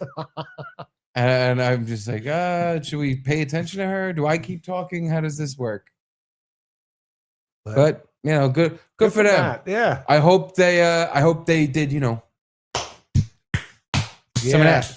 I hope he got a smash burger. Yeah. Like Or yeah. He was banging her and she was going like this. Yeah, do a good job fucking smash my burger. And just licking salt and ketchup off her hands. But also she has a boyfriend, so I don't think she would do that. Oh, well then yeah, she didn't do fucks. Yeah. Didn't do fucks on him. She's a taken woman. Mm-hmm. Duh. Obviously. Duh. Yeah. Bob Feta Patrice, I brought 6 bottles of whiskey and still dropped a couple hundred at the bar. Jesus. Oh my God. I can't be friends with you people anymore. Hashtag bad influences. Dude, I don't blame you, Bob. I wouldn't be friends with me. I showed up for our show with the liter size Black Barrel Jameson. Had maybe a third of the bottle or something. That vanished. And all of a sudden, our show ended and I turned and it was empty. Empty. And there were like 3 other bottles of whiskey next to it. They were kind of still full, but no, that one was empty. And then Bob brought. Did he bring? Tullamore de. Tullamore Dew was for me, and then he And brought another you a Black Barrel, and that was gone too. He brought us our own booze cahal. Yeah, And it all disappeared into the night sky. It was quite something. Because I mean, we were drinking out of those big coffee cups, so we had a fair amount. Definitely. But I do remember there was a point where it's like, all right, I'm gonna get myself another drink. Where the hell did it all go? It went from like just too much booze. I'm like, we're not gonna drink all this. To it's all gone. Huh? That's funny. I couldn't believe it. I was like, where the fuck did it go? Just wrapped up a good show. Let me get a nice refreshing. What the fuck? But who could complain? Everything was free, pretty much. So. Oh yeah, I didn't. Yeah, I wasn't upset. I was just like, well, that's funny. Yeah, like I should have pictured that like I should have hid one in a bag of chips, like I did the second night. Because I paid for a couple drinks at the bar, and I could tell I was like, I'm gonna be here a long time, and if I keep paying for drinks, I'm gonna spend $200 like fucking Bob. Yeah. So I got a bottle from I think it was the one Bob gave us. I think one of the ones he gave us survived till day 2. Definitely. Because there was just a coincidental bottle of Black Barrel that was also. Oh, that's right. Yeah. So I put that in a bag of chips and then walked in the club with it sneakily. And we drank that. No, but during the karaoke, there was 3, maybe 4 bottles of whiskey between me and Bob. We were sitting down. We and a case of beer. And a case of beer. And I was like, it's one thing for me to like sneak a few drinks, for us to mostly buy at the bar to respect the bartender because he was a nice guy. I liked him. And then I just see this fucking a second bar. There was a second bar between your and Bob's seats, and I was like, I don't think the bartender's gonna like this. I think this might piss him off a little. But no one said anything. He didn't. If he noticed, he didn't give a shit. Yeah. So I tipped him very well. Oh, nice. I gave him $3. Nice. Each per drink. Yeah. Holy shit. Yeah, that adds up to $6. $6 makes up for the fact that I then drank for free. It's like a mortgage payment for that guy, probably. I don't know. It was a very, very small town, so yeah, possibly. But yeah, thank you, Bob. Yeah, thank you, Bob, for bringing all that booze. Chrissy Mayer's boob says UK Joe never had eaten shrimp nor pasta. What? That don't make no sense. Never had pasta. What? That's what? It's the UK. He's not like from a desert. Was he at the second night event staff dinner? Yes. He was. Oh, okay. So yeah, that's the table that Lubi left her table to go to sit with UK Joe. Yeah. And maybe Bob or Dan. Maybe I don't know. Spiridon was there. So, yeah. Because the table on our right at the second day dinner was the table of all stars. It was Lubi, Drunk Jimmy, Scarlett, and that new little person influencer. Oh, yeah. I didn't meet her. Lila Hart's friend that supposedly has 1.2 million followers on Instagram. Yeah. Jesus. She was interesting. But the funniest part of that dinner, I don't know if you saw me like literally cackling, laughing, and like like losing my mind. Anthony was sitting a couple seats away from me, and he's facing this way, and Jimmy is sitting direct. He's the direct. That's right. Drunk Jimmy's the direct person. Anthony's like looking right at. Yeah. Right at. He's looking at Drunk, and Drunk Jimmy's not even looking at him. Drunk Jimmy's like looking the other way. But so he's just got side profile Drunk Jimmy, and like every few minutes, Anthony's just staring at him, going, I fucking hate that guy. He does. He's such a piece of shit. It was so fucking funny. Why he hates him so much, but yeah. Because at Sullivan's, he used to be annoying. Yeah, you would go up to like Gavin and Anthony would be talking to each other, and it would be Gavin, Anthony, and Drunk Jimmy like, "Hey guys, what are we talking about?" And just doing his Drunk Jimmy thing of like, "Oh, do you know? You work in radio, right? Do you ever heard of Bob and the Boy on W223 out in it's like Westchester or something?" And they're just get the fuck away from us. That's why Anthony. Okay, makes sense. He hasn't learned that Jimmy became cool now. Yeah, he did. I told him, I was like, he broke all of us, and we all just like him now, and we all of his, eccentricities or whatever, his fucking idiosyncrasies. Yeah, we just find everything he does funny, and he's like part of the crew now. And he's like, no, not for me. And at one point, like near the end of the dinner, I just point over to the table. I'm like, hey, look, he's taking all the bread in a to-go container. Was he? Yeah. And he was just like, piece of shit. Shaking his head with the biggest frown.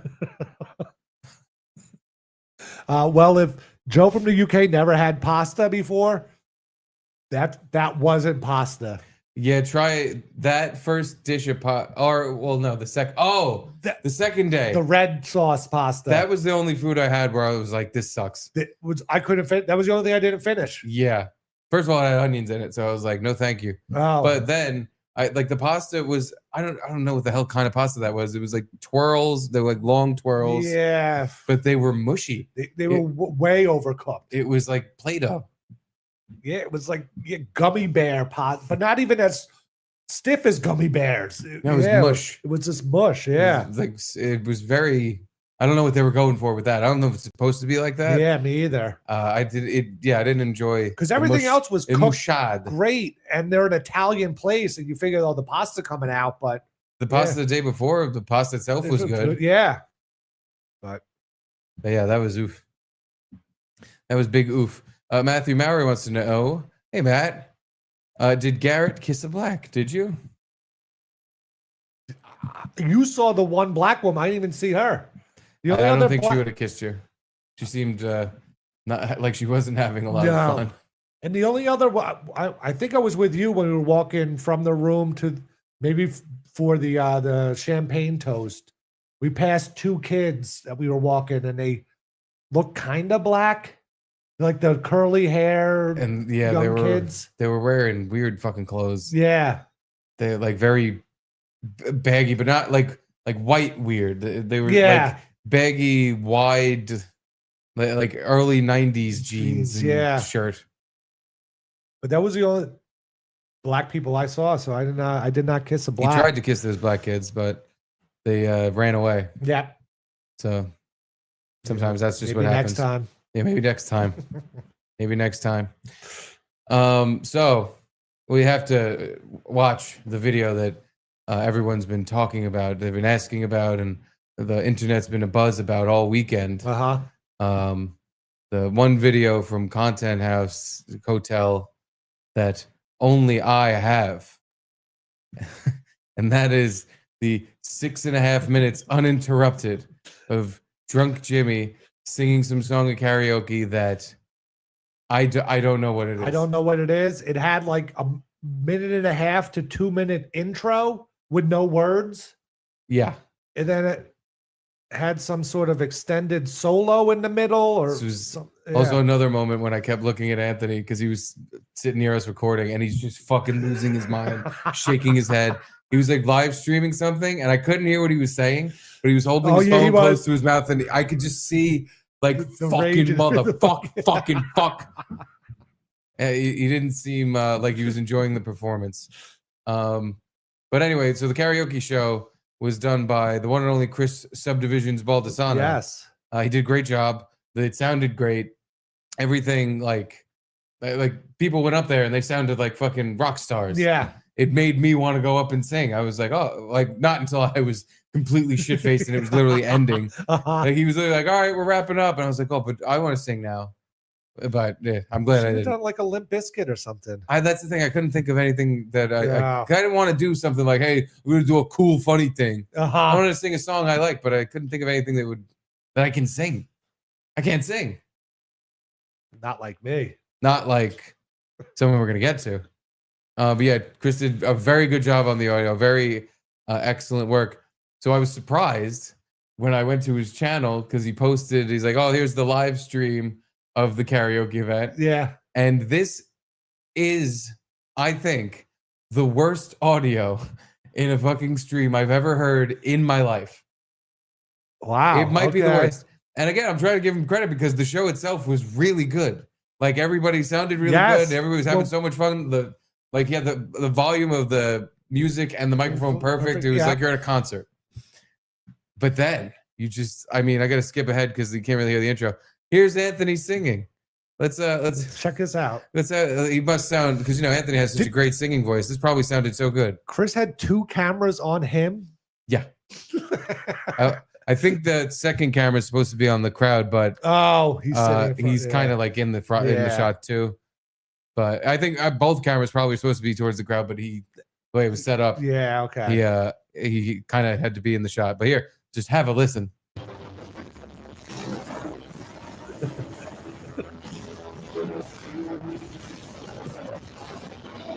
I love this song.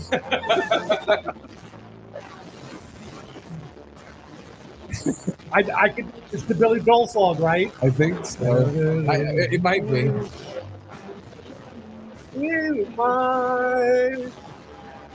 Turn down your volume. All right, New York state of mind. there we go. Now you can tell. Let's skip ahead. Oh, here's Anthony when those fucking 2 hooas started dancing on him. Oh my God, the no bra girl. I think that was So that's Scarlett on the left. If you didn't see our show before. The blonde is Scarlett. The girl in the blue is Lauren. Yeah. Who I think was with Anthony. They were, they were being his singing, dancing girls. Yeah, the Pointer Sisters. Yeah. But I mean, just listen to that. The guy's got the voice of an angel. I can't believe Chris didn't get some sort of word. I think it was just like it was going there was live nothing he could do. and there was nothing to be done. I don't even know I'm what assuming the problem is that like everything had to be really loud on the board to play for this auditorium or whatever, this and it's room. just blowing out. And it didn't work being plugged into his stream. I don't know. How many views does this video have? I don't know. But before I check, I just found one of my favorite singers of the night. This was a Villa Roma. Oh, Diane. Hey, Diane. This was a Villa Roma, I guess, regular or just someone who was timeshare owner or something. Yeah. She had a great time at the show. She loved it.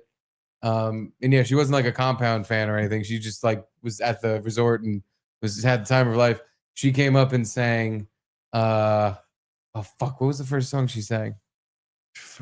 I remember because I saw her on the hallway. She had a jazzy scooter that she rode around in the hallways. I saw her on a scooter and I was like, "You did a fucking great job, Diane. That was a very good song." And she's like, "Oh, thank you." And she's like, "I'm going to sing Jelly Roll next." Oh, that's right. Song by Jelly Roll, and I was like, "I don't know what that is, but that's funny that you're singing it." So she only sang 2 songs, right? Yeah. So the first song was not Night Moves by Bob Seger, but Night Boobs. Another Bob Seger song. Day Moves. Here I am on the road again. Someone else Turn sang the that. page. I don't think she sang that. Someone else did. Maybe she sang it. I thought she sang it. You could be right. Yeah. I don't remember. I just remember screaming, "Yeah, Diane!" Pretty much the whole time she was up there. I remember you saying she's got two skinny legs and a 15-foot ass. Well, if she ever turns around, you can see that I wasn't just being mean-spirited. It was a true statement. She did have 2 skinny legs and a 15-foot wide ass. But she was a very nice lady. I like Diane a lot. Oh, what's this? I guess that's a sneak peek of what we're going to see in a little bit. Garrett, Lubi, and Keanu with the song of the night.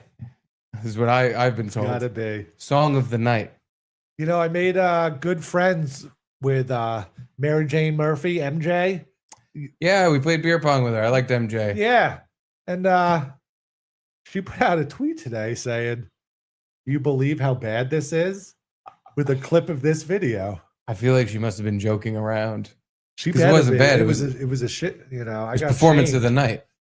You got the gold star from Chris. Thank you. You got the PON. Look, he's laughing. He's not laughing. He's joyously watching Maybe we can hear this song. Maybe the audio got fixed for this. Yep. Yep. All right, well, now we don't have to play it. Don't worry. That's fine. Look at you. I was jealous. Listen, don't let anybody tear you down for looking like a fucking retard. You looked like you're having so much fun. I was literally like, why am I not up there? No, Not with you it for was this song. fun. I had no interest in doing that, but I was like, why didn't I go sing a song? That looks like so much fun. I didn't have that reaction watching Jimmy's performance, though. Yeah. Well, maybe I did. I did really love it, and I think in the video, I'm probably screaming the whole time, like, "Yeah, Jimmy!" But oh yeah, because this is your video, so we can hear what we're saying. yeah, but he was, and I just kept looking at Anthony because this was the same night where he's like, "I fucking hate that guy." He's now up there doing a 7-minute song that has these long instrumental breaks where he's doing his dance. And he's just singing. So I don't know what the hell he was saying. I don't know what the song was. And then he was holding his bottle of beer at the tippy top. It kept going, taking the teeniest little sip. Like he was going to have to sing again, yet there was like 10 more minutes of instrumental to go. Jimmy's such a good guy, though. He came up to me and was like, "Hey, I got cigarettes for you if you want." Oh. And I was like, "You're the best guy in the world." And I went up to him and was like, "Hey, Jimmy, I'd like, let's go smoke one of those cigarettes." And he was like, "I'll give you one, but I got to go up now."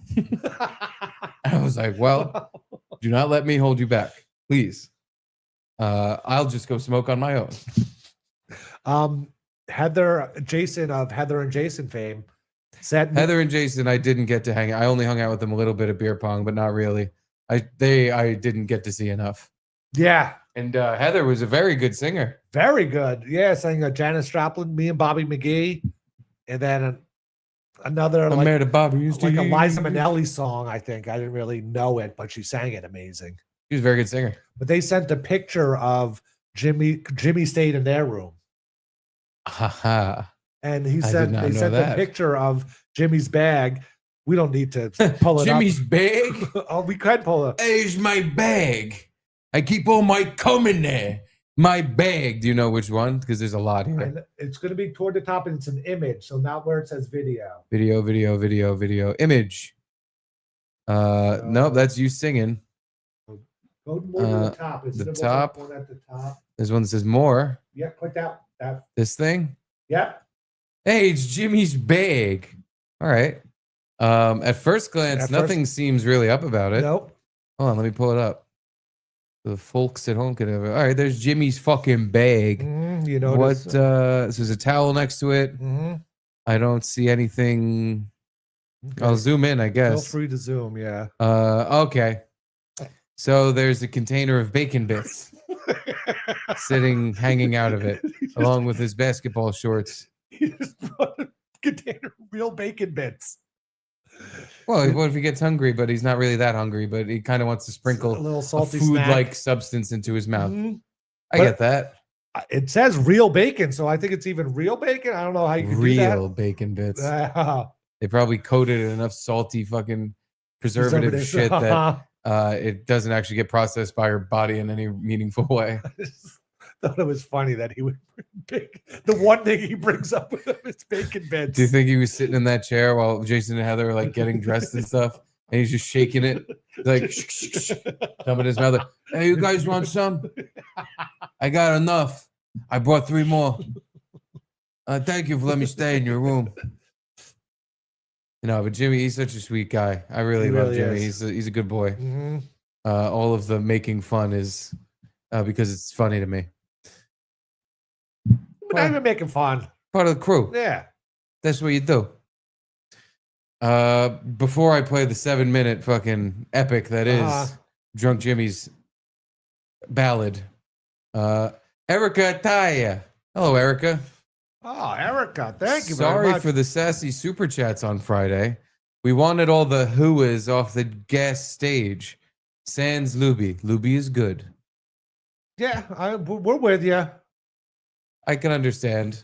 But the thing was, like, especially because as soon as we started, they were there. It was not even that they were there. It was like it's there. They were just doing all the talking, and I was like, "Hey, I'm gonna introduce you guys, and then because we're, you know." But I think what I think the problem was it seemed like the 48-hour stream was just anyone comes into this room and just starts talking and streaming with whatever, and there's Kind no of. real formatty kind of thing. No, there were like people had assigned slots, but most people with the assigned slots, that's what they did. They were like, anybody come on in, and we did that too. Yeah, Like yeah. that was the idea. I knew we were going to be doing that. I just was like, I want to start with us, and then anybody who's here, come on in. Yeah. We're here to talk to everybody who's here. This is the point of this.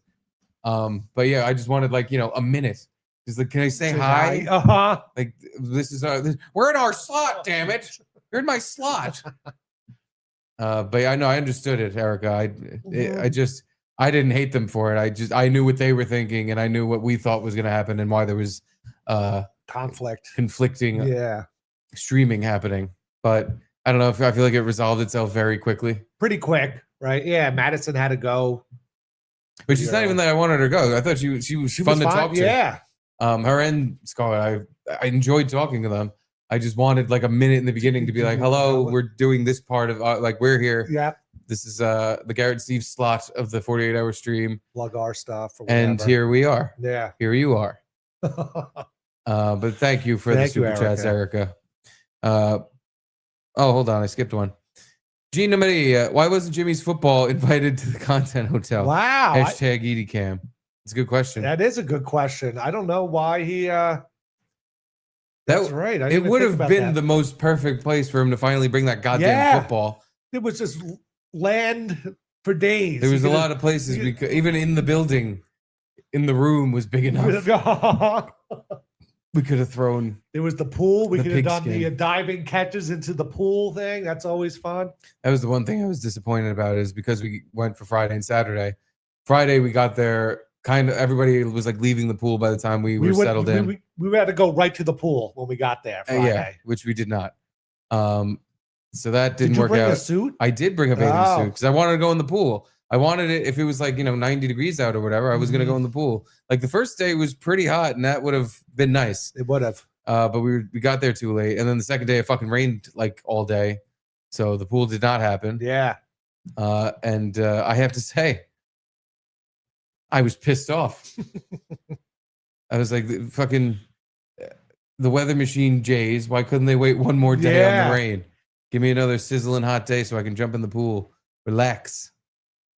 But no, I'm hungover in the rain. And I would go out on the balcony to like look at all the splendor and all the beautiful nature around me in the rain. Because I like to look, I like rainy days. Yeah. Because it actually is nice to be outside and look around in the woods and stuff when it's raining. It's pretty. Yeah. And then fucking the wasps were all that's right. like flying onto just my balcony to get out of the rain. And they were just like in my face because there was a little awning overhang thing where you could stand without getting rained on. And they were all flying like under there for they were like hanging out with you. Yeah. And I was like, no, get out of here. But when it got to the point where there was like 6, 7 wasps, I'm like, all right, I'm going back. Yeah. It's their place now. They hold all the keys. But anyway, here's your Edie cam. Edie has ass to stage right now. Oh, there's the girl. Oh, perfect. A little scratch o'clock time. Oh, scratch o'clock. Wow. We're tuning in right at scratch o'clock. Good timing. Gina Marie. Let's back that thing up a little bit. Oh, I guess that's the most scratch cam we can get. Yeah, girl, scratch that shit. Make yourself a nice spot to lay. And a girl. Yeah. This is nice. I'm not kidding. One of my favorite things she does. I don't know why I enjoy watching her do it so much. It's usually because she'll do it. Sometimes she'll do it like 3 times in a row.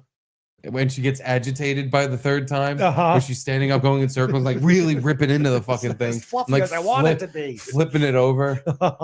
Like this fucking thing isn't comfy like I like. Well, there you go, Gina Maria. Thank you, Gina. That didn't get too blocked. There's your Edith cam. Bob Fan of Patrice. I took drunk Jimmy to the Patrice benefit this year. Oh, nice. Yeah. Do you know Patrice died? Do you know Patrice is black? I knew a black guy. I know this black guy in Brooklyn. His name was Tim. We call him Black Tim because he's like, your name's Tim, you're black. You ever know a guy who's black and had a really white name? Your name's Bob. He's 3 letters, 3 letters. You guys know each other? I once knew a guy whose name was 3 letters out in Queens. His name was Ed, but with 2 D's. Well, thank you for doing that, Bob. Please, anytime you're coming to something we're going to, any event or anything, please bring Drunk Jimmy. I'm always happy to see him. Especially if Anthony's there. Then I'm double happy to see him. And Bob's good about letting us know when he's coming to the city. And so please. Gina Marie, did Lubi finally get her car picnic with you too? Yes. The second when we were driving home, I guess so. I don't know. I think you guys were all on the same page as me. Where because as soon as I woke up, I was like to you and Lubi, like, let's get out of here. Yeah. No time to do anything else. Let's just get the fuck out of here. I want to go home. Did you get annoyed that I took a shower? I didn't know you were taking a shower, and I realized you were in the bathroom for like 5-10 minutes, and I was like, the fuck's he doing? And then I walked by the room and I heard the shower going. I was like, oh, this fucking princess needs to take a fucking shower before we get in the car. Yeah. I was like, what the fuck? You could just sleep in the car. You stink it up. I don't give a fuck. I knew I had this like burst of energy from like that like hangover, the part of the hangover where you're still not even still drunk, but I get like this manic energy when I'm hungover and I first wake up. Really? I do. Oh, you can ask Caitlin. I'm a fucking like a Tasmanian devil when I'm really hungover. For like how long? Half hour? 10 minutes? Maybe anywhere for a half hour to a few hours. Oh, okay. But then after that, I'm a dead person. I'm a fucking zombie, and I need to just lay down and not exist. So I knew I had to ride that manic energy in the car home, or else we weren't gonna fucking make it. So I was like, come on, guys, let's go. Yeah. Out in the car. And then an hour or so into the trip, I felt like I was going to puke. I was like, I got to fucking eat something. Like this empty stomach with just old booze or whatever is not feel so good. Let's go back to a Villa Roma, get the sandwich. But yeah, so we got our picnic because we went to the Ramapo rest stop. And we all got Shake Shack, and I inhaled a cheeseburger in the car. I think I finished it in under a minute and a half. Did you get a double or a single? I got a single. Same. Yeah. I guess my energy. Fuck Ramapo. Well, first of all, I didn't know Shake Shack was now in rest areas. That's kind of a plus. Hell yeah. That's usually what I go for. But then also it's like kind of like a dystopian hellscape, that place where just like everything is you order on a screen and I don't know, it just felt weird where these just like it was all white people, then black people in the kitchen cooking our food. And we don't even talk to them, and we just type our name in and pay way more money than we should have. It wasn't all white people though. It was white people. First of all, Ramapo rest stop area was packed. It took me a minute to find somewhere to park. Like the highway wasn't even that packed. No, and the highway was like barely any traffic or anything going on at all. The Ramapo rest stop was the place to be. Popping. There was 1,000 people going in and out of the fucking thing. You could barely walk into the thing. It took us forever just to walk in because those old people were just standing there pressing the handicap door thing and it wasn't opening. And it literally seemed like for a moment they were just gonna be like, well, we can't get in. The handicap thing's not working. We can't get in. No one can get in. And finally someone walked around. We're all just gonna stand here and die. Yeah, someone just opened the door. Yeah. But no, it wasn't just there was, because I noticed there were a lot of I think Sikhs, the guys with the big bauble on their head and the silly curly mustache. There were a good amount of them and just other various. When we walked out, there was an Indian motorcycle club. Oh my God. I forgot.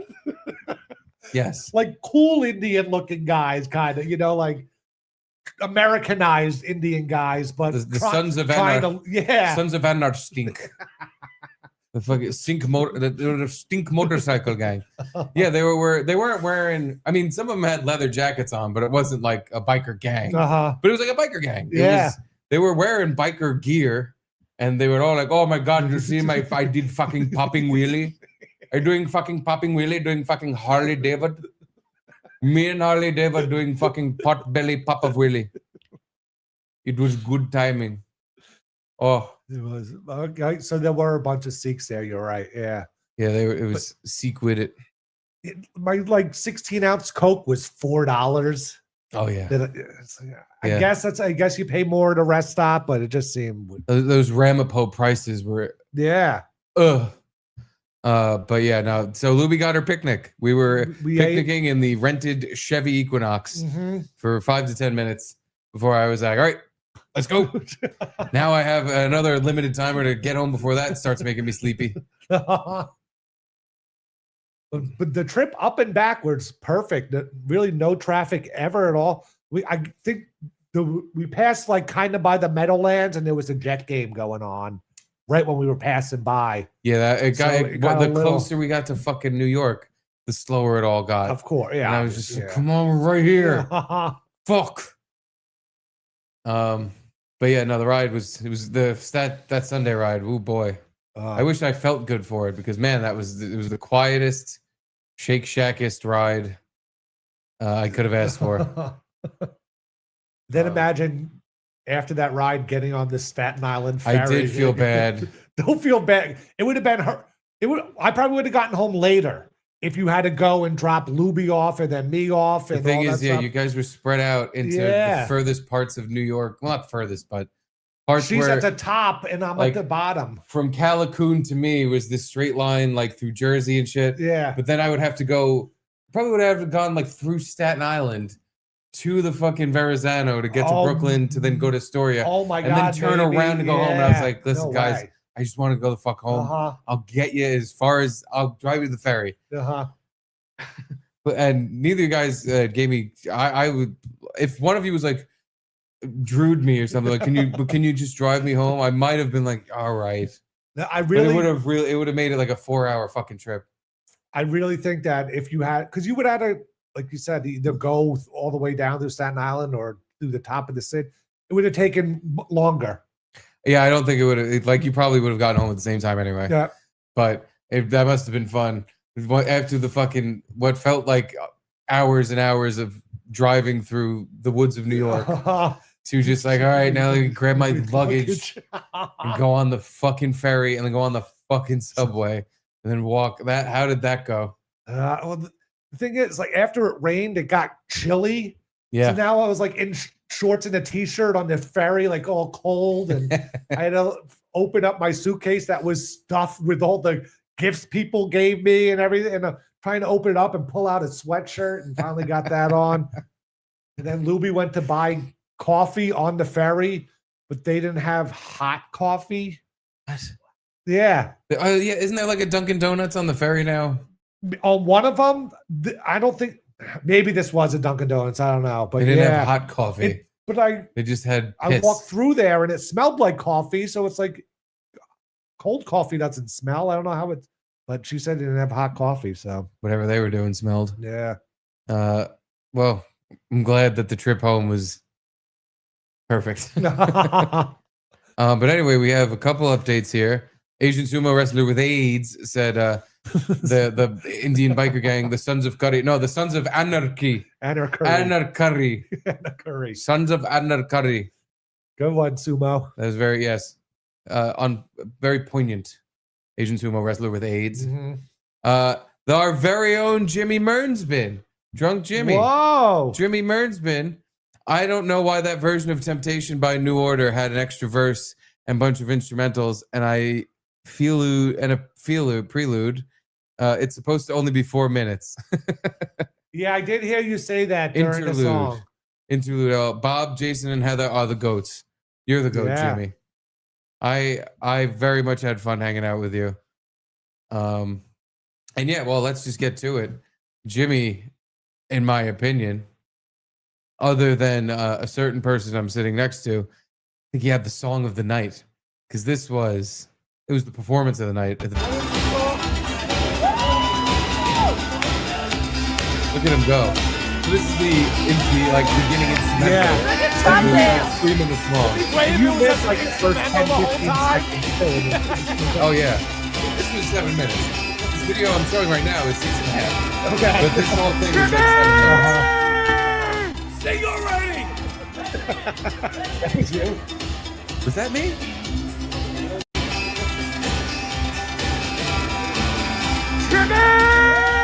That's me. Sing already! I think that was you. Or it might have been me. Yeah. I don't remember.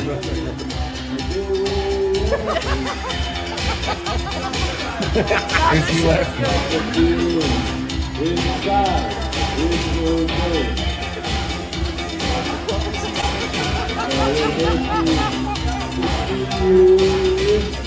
Yeah!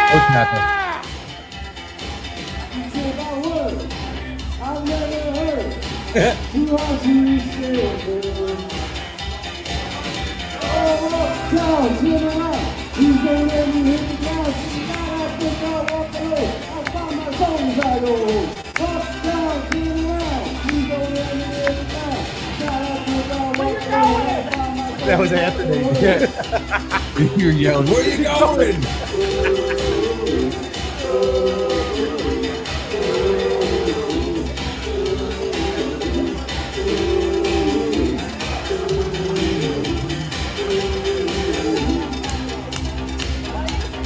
Oh yeah. Attaboy! That was me.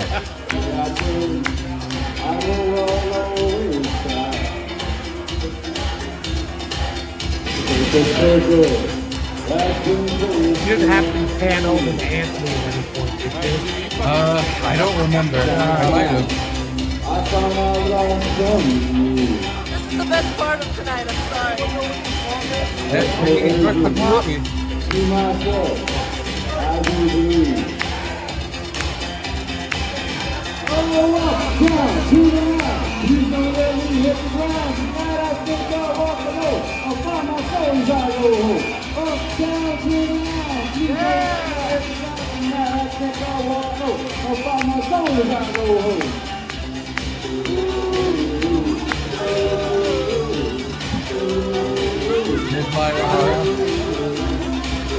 By the way, I am playing this whole thing. Jimmy deserves everyone to see all 6.5 minutes.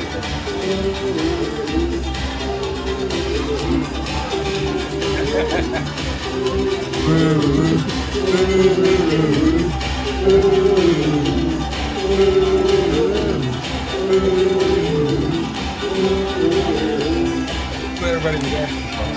There was a blaze if you were saying who has the footage of Jimmy singing the 7-minute song. I was like, I'm not showing it to this. Look at this chance. Look at this fucking chance. Exclusive to Garrett's Deep Show. I'm not putting this on the internet for everybody. You know? Far. Yeah. We're copyright striking this. If I see this anywhere else, the copyright is quiet. The lawyer on the phone.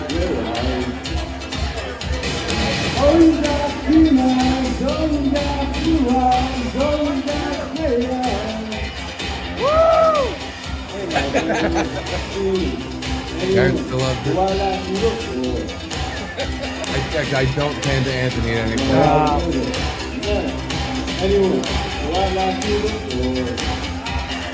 I think Jimmy did Oh my God, just record the second song. That's one where I think you're right. recording and he's blind to this song. I want to say Anthony like live released all of his Twitter or something. Yeah, or something. I don't know. I don't know where he did it. Could have been Instagram. Yeah. I'd like to find that and hear what he said while this was going on. Wonder if I could. I could find that. What the fuck is this song? That was me. Wait, that was me talking, I think. What the fuck is this song? Oh yeah.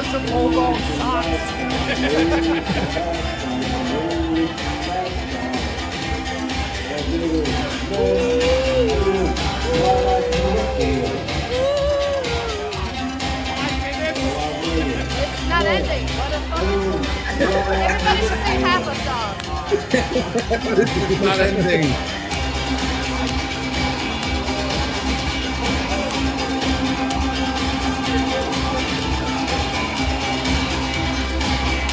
Oh my god, this is like, it's painful again. There's so much potential. Karaoke, you know, parts like this. Wrap it up. That was you.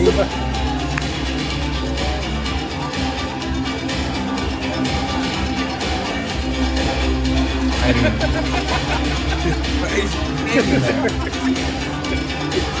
your dance again. I'm running out of space on my phone.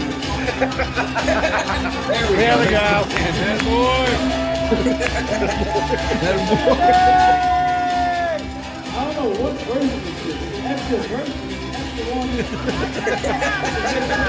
He's bad too. Yeah. You didn't do it on purpose.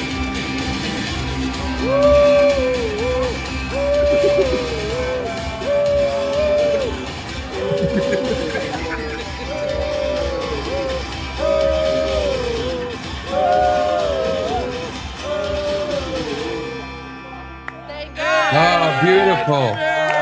What a beautiful rendition. Yeah, we get the standing out. Ooh, you guys, he got one of the only standing God, thank ovations. God. USA. Two American VMAs right here in the room.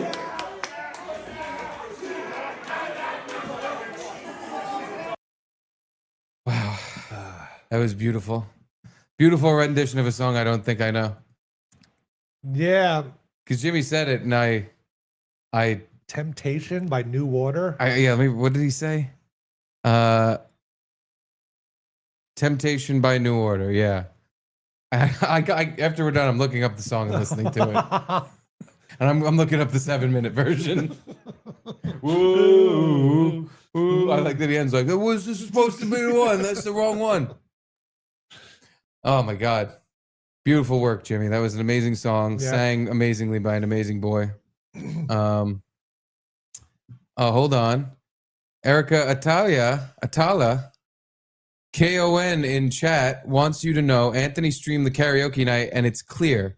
Includes his commentary on Drunk Jimmy's songs too. Did he stream it on YouTube? Because I didn't see it on Twitter or Instagram. I have to look at the YouTube.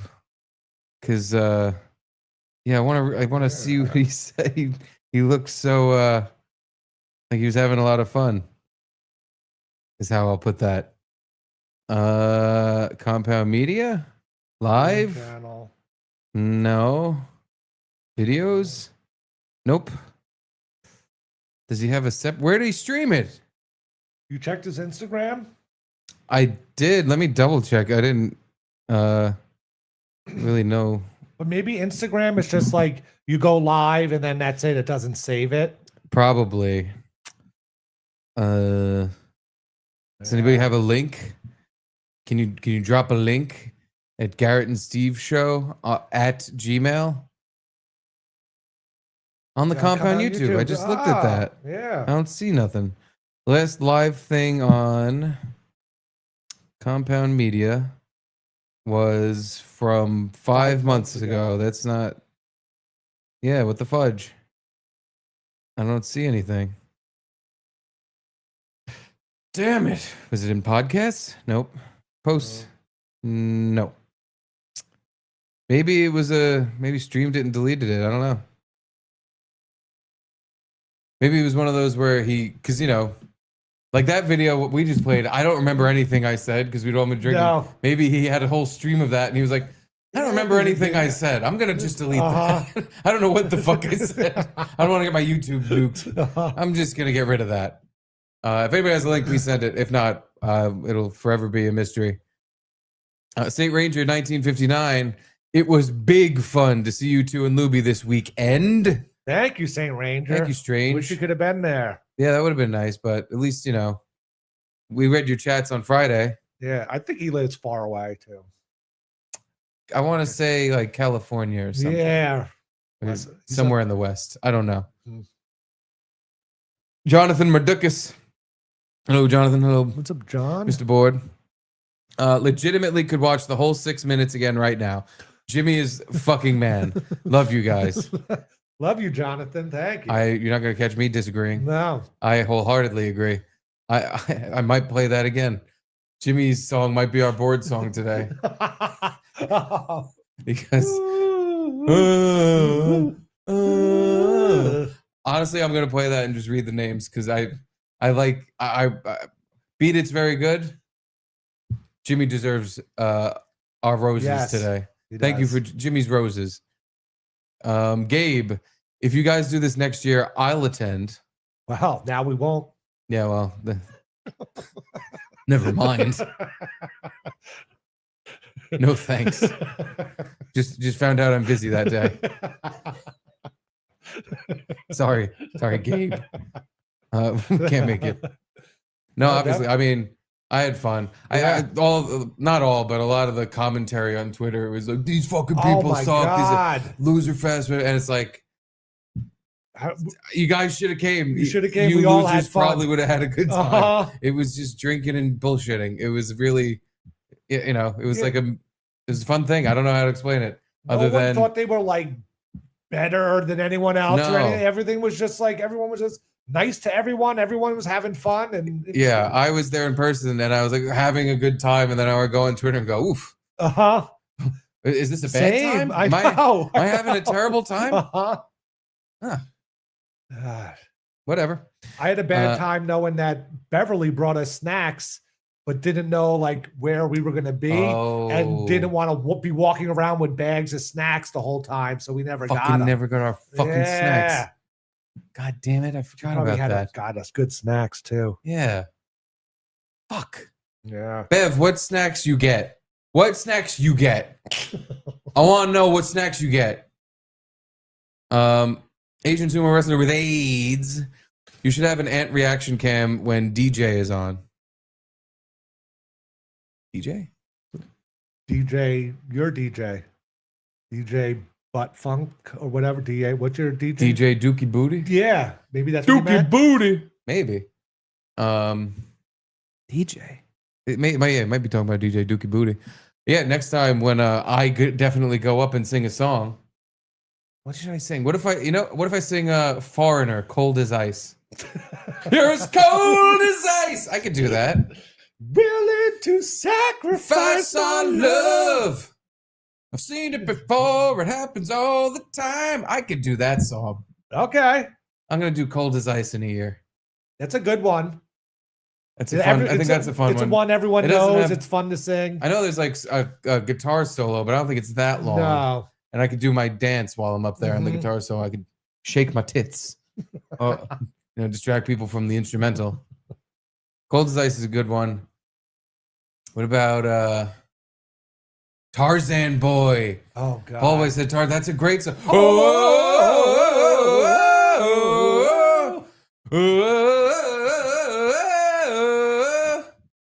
In the night, doing a bunch of gay stuff. How does Edie just Touching sleep? butts. And Charlie. I know, but Edie's right here with her ear pointed right at us. Literally pointed up at. I wonder if I can get a shot of her pointed ears at Tarzan. Yeah, look at that. That is Edie listening to my rendition of Tarzan Boy.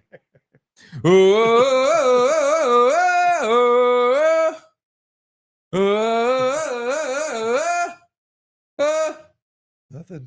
Tonight. All right, Dee Dee, how about this one? Do you like Tarzan Boy or dun, dun, dun. You're as cold as ice. You're willing to sacrifice our love. No, I got a twitch out of Foreigner. Yeah. The hallway said everyone in this house is used to my loud bullshit. Why is it bullshit? Oh, by the way, Asian sumo wrestler with AIDS meant Drunk Jimmy. Oh, DJ. When he said, yeah, you should have an ant reaction cam when DJ is on. In hindsight, you should have. I should have. I do have an ant reaction cam for one of the songs I recorded. Oh yeah. Uh-huh. Looks like we're out of time. We have just enough time left. Let's read a couple super chats and then we'll show the real video that everyone has been hankering for. Whoops. Curtis John. Sorry. Oh, hold on. Someone skipped the line. El Mexipino. Great show, guys. Love you, El Mexipino. Thank you, Mr. Thank you. Mexipino. I know you're a busy fellow, but I hope if we do another event that you can make it to that.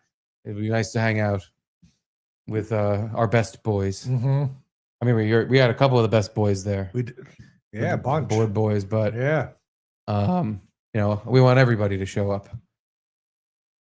and then we're gonna fucking hide in our room and ignore everyone. No, I felt like every moment we were in the room, we were doing that. I was like, we gotta go. Like day 2 when we did the beer pong thing, I was mostly doing it because I want to see if we can round up the people we knew. Yeah. And like just do Pretty something. much did, yeah. I remember saying like I didn't come like, up to Calicoon to fucking sit in the room all day and do nothing.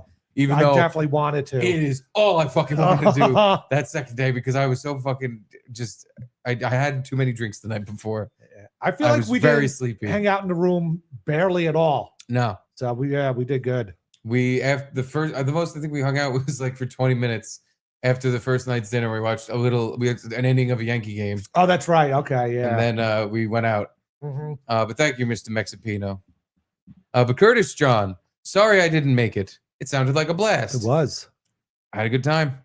You guys have the best fans. I will be in Boca with Gino and Keanu that's this right. weekend. Love you both. That'll be a fun time. He's going down the Boca. Yeah. He's gonna be in the muff. Excuse me, I say muff. I meant rough. Under a ball. That's a Boca reference. Sopranos. Fucking blabbermouth cunt! He mushes a banana cream pie in the woman's face after she tells everyone that Junior Soprano eats pussy. And no, doesn't eat. He doesn't cannibalize one of the gang members. Big pussy. That's not what I mean. Oh, It means cunnilingus, which it's one of my favorite scenes in season 1. Is he's sitting in this fucking Florida bedroom next to this fucking hua that he just munched box with, and she's like, "Oh, you do that so good. Make me feel so good, Corrado. When you lick me down there." And he's just like, this is Uncle Junior? yes. And he goes, hand me the peppers. It's just a tray on the nightstand next to the bed of fucking gabagool fucking guinea food. He's just, hand me the peppers. And tells her, you can't be telling people that. There'd be real consequences to that. And of course she tells people. And he gets all mad, so he breaks up with her by going to punch her and says, "No, don't hit me, Corrado." So he just takes a banana cream pie and smushes it in her face, calls her a fucking blabbermouth cunt.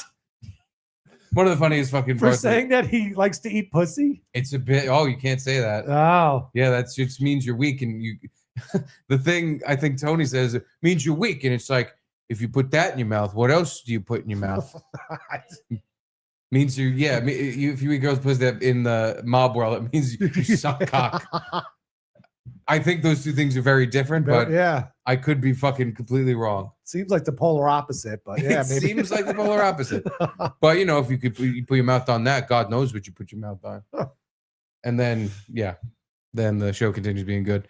Eric Italia. Apparently he removed it right after. Sorry for the fake news. Yeah, I bet because it's karaoke. It was live for the people who want to watch then. He might have gotten like copyright strike for the music.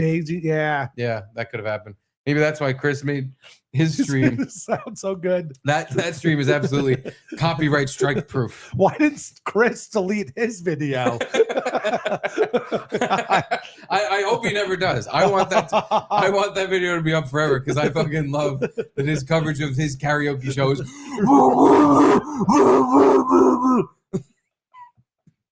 It's so funny. But anyhow, all right. Thank you, Erica. Mm-hmm. Let's get down to business. The business pocket, and we talking business here. Oh man, see the time. So I come back from the bathroom at one point, and you or someone was like, "You gotta go do a song. Go do a song. Go do a song with Garrett." I was like, "What? What the fuck are you talking about?" I was like, "Oh, Garrett's gonna sing. That's great." It was so exciting and funny. I'm like, I can't wait to see what he do. And I don't know why I was surprised. Because you sang 2 songs. The second song you sang, I recorded some of that too, but I won't even show it because we just don't have enough time for the song you liked to sing. Which no, I think the first song you sang you liked way more. But the second song you sang was Tool, Enema. Yes. That I expected. That I was like, oh yeah, he's gonna sing some Tool or Fish or something. That'll make sense. But this, for some reason, I didn't see it coming. And I was fucking dying laughing. And I was like, oh my God, Loud Garrett is in the house and he's on stage. Yeah, I didn't notice how loud I was. Well, it's kind of what happens when you have a couple, when you get a couple in you. You're Loud Garrett. But the other thing was, Keanu wasn't using the microphone and Lubi wasn't using the microphone. It's like they were, selling me out. Yeah, they were really just the supporting cast. Yeah. Loud Garrett, I'm not saying that in a bad way. You enunciated. It was loud. Oh, was it? At least I don't remember. the 3 seconds I heard. Oh, yeah? Well, why don't we have a listen? This is Garrett's rendition of, actually, I don't even know. I know it was Taylor Swift. I don't know what song. I don't remember. Blank Space. This is Garrett's rendition of Blank Space by Taylor Swift. I think I gotta pee. No, don't pee yet. Hold on, we're showing the video. I can read you like a magazine. Ain't it funny? You must fly. And I know you heard all about me. So get me fresh. I'm dying. See you have password in my head. I can't take you back. It's just so easy. Ran out of you sang yourself silly for a moment because you're screaming. You're fucking screaming into the microphone, and you fucking it was like you almost passed out right there. You're trying to keep up with the fucking song. You're having the time of your life, though. Hey, people should make fun. I was jealous. I'm like, this guy's having so much fun. I was having fun. It looks like a blast. It was fun going up there with Lubi and Keanu. We both big Taylor Swift fans. Surrounded by chicks. Yeah. Singing a fucking gay-ass song, but that's what you do. That's what I do. It's the chicks are there. Taylor Swift. And, there's more.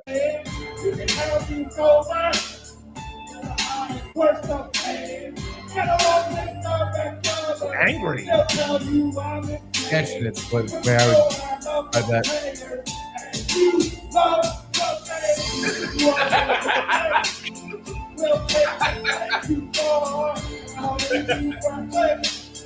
Oh, with the dusty star.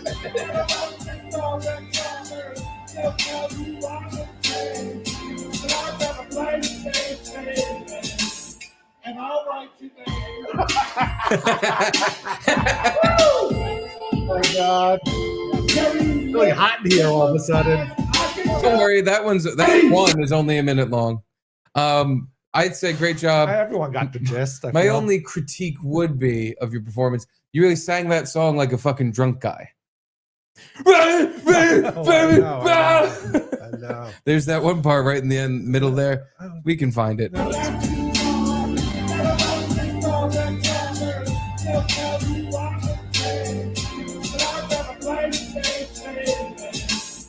I'll write you there.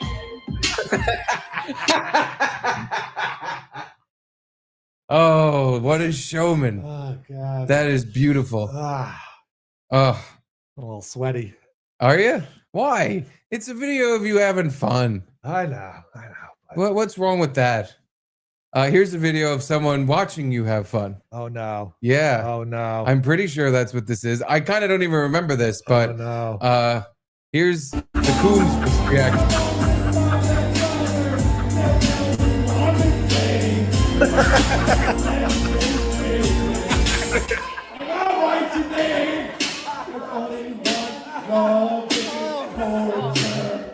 I was like, I need Ant-Man reaction cam. I was like, I was recording this because I'm like, I don't think Anthony's. Don't say I didn't. Say I didn't warn you. Yeah. I'm thinking that why I started recording Anthony because I was like, I don't think Anthony's ever seen Garrett like this. I don't know. I think he's just like, what the fuck? I worked with this guy for over 10 years. I've never seen him like this. What the fuck? But yeah, right after that moment where you're hyped up. Dude, this is like a metal concert. I You're know. fucking like, you're jumping and fucking like you're trying to start a mosh pit. I had to then turn the camera back to Anthony. I was like, how did he respond to that? Don't say I didn't. Say I didn't warn you.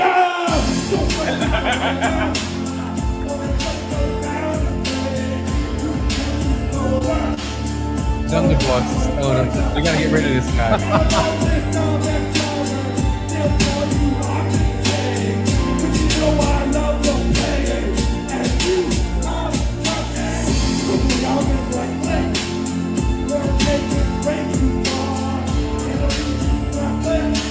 He's not. He actually really, I guess he didn't really react at all. This is a waste of my video. Yeah, waste of space. Oh, it really. And all right, Jermaine. He didn't seem, he seemed nonplussed. Like he was neither enjoying or not enjoying that. I enjoyed it. I enjoyed that quite a bit. One of the absolute highlights was blank space with Garrett. And again, you sit here like, oh, I'm embarrassed. I regretted not going out. I felt like a fucking party pooping loser. True. Yeah, I know. Like if you're gonna go out, if you're gonna hang at karaoke, you gotta go sing a song. But if you went up, don't you wish you were like sang a song instead of yelled a song? No, I fucking, I think that's funny. I wouldn't mind that at all. Oh, look, here's a video of me having a blast. I did. I really did. It was a fun time. A chemically induced blast. But, well, I mean, you know, booze is a chemical, right? Yeah. But yeah, what a time. Yeah, I didn't smoke any weed on the weekend. No, I got too drunk. That's I the felt thing. like if I smoked weed, I would have fucking, like the room would have been spinning. That would have been way too much. I just drank.